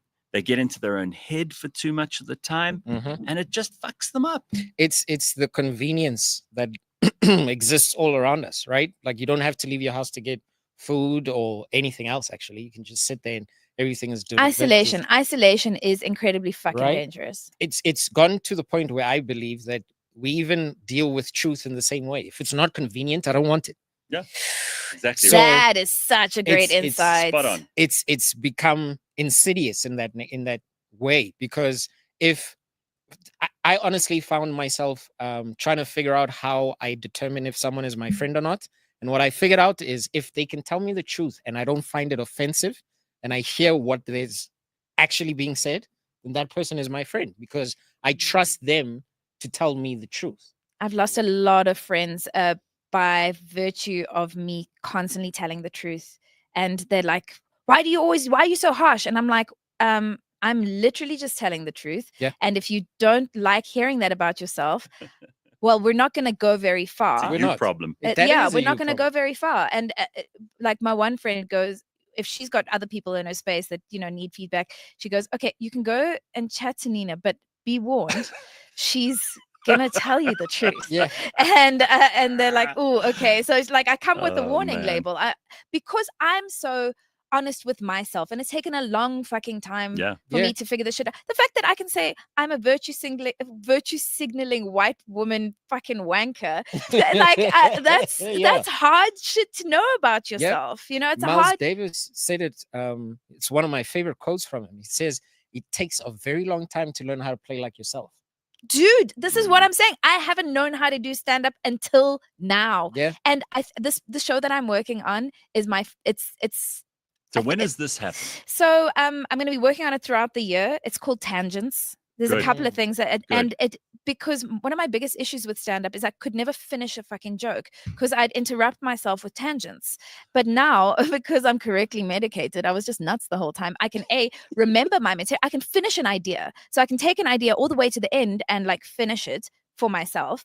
And then also remember it. So why I'm so good at improv is because I needed it to survive on stage, because halfway through my jokes I'd forget what I'm saying. Right. And so I would have to just make shit up on the spot, like, oh no, I was somewhere, but I don't know what I was saying. And then I'd be like, hey, Baldy in the front, what's happening? You look like a peeled lychee, or whatever. So I was just solving for a problem. And now that problem is solved, I've got those skills of improv, but I've also now got the ability to finish all these ideas, interrupt myself throughout the show with these different ideas, and come to the virtue signaling, talking about ADHD, which I watched Ellen's special. Have you seen Ellen's special? Please fucking watch Ellen's special. Stand-up? Yeah, she because she used to be the OG of comedians. Please like when she was doing her original Ellen's special. I've got a CD of hers called Taste This. Ooh. It's got spaghetti, and then the spaghetti spells out taste this. The fact that I can remember it is because it was so good. Yeah. And Ellen was so funny. And now, of course, everybody just knows lesbian, horrible TV boss, making guests do stupid dances. She went into TV, Yes. and TV made her unfunny. Please, for the love of God, the fact that you've just summed that up, I just got goosebumps. Actually, you are gonna love her special I so watched it. much. What do you think? What do you think? I Like, mean, look, will I watch it again? No. I watched But it twice. I think she covered enough of what was happening in recent news and whatnot. But I don't know if it was that funny. It wasn't necessarily my cup of tea. It was incredibly skillful. It was masterful how she managed to take public opinion, not go make excuses for shit, but just go, okay, cool. This is it wasn't in defense of herself. It was, okay, cool. Let's talk about this shit. It was so masterful. And one part of me was like, oh fuck, she speaks about ADHD. And then I was like, oh my God, I have listened to kilometers of comedians talk about their cocks. So I think it's okay if like 2 female comedians land up talking about ADHD. Yeah. It's okay. It's my perspective. So what you were talking about now with being able to remember where you left something and pick it up later, that was always the thing that I admired so much. I've never been a stand-up comedian. I never could be. But I've always looked at that and gone, fuck, that's brilliant. When George Carlin or Billy Connolly and probably Ellen, when she was still doing stand-up, that those people were so good at. They drop little bits like Hansel and Gretel. They drop the little crumbs along the way. And then just when you think they've forgotten about that thing, they suddenly bring it back and you're like, oh, that's so good. It's so satisfying. It's like when you watch a movie and the ending is good, it's not predictable. Right. You're like, shit, that's clever. Yeah, that's why I've got so much respect for theater actors, man. Like it's you with cameras and all of that stuff, you can say cut, reset, you can do it again. But with theater, it's cathartic. It's there. It's like do it. You have to do it now. You get what I mean? And what's also cool is that the theater, feedback is immediate. You hate theater? I hate theater. Oh my God. I haven't been to see a play. Last time I went to see a play, my sister was studying drama. Oh, no wonder you hate it. Sorry, you probably had to go to a lot of university No, I went to plays. one ever. Oh, okay. And it was horrific. And I told her I'm never coming back. So and then luckily she quit drama and ended up becoming a lawyer. And she's very good at that.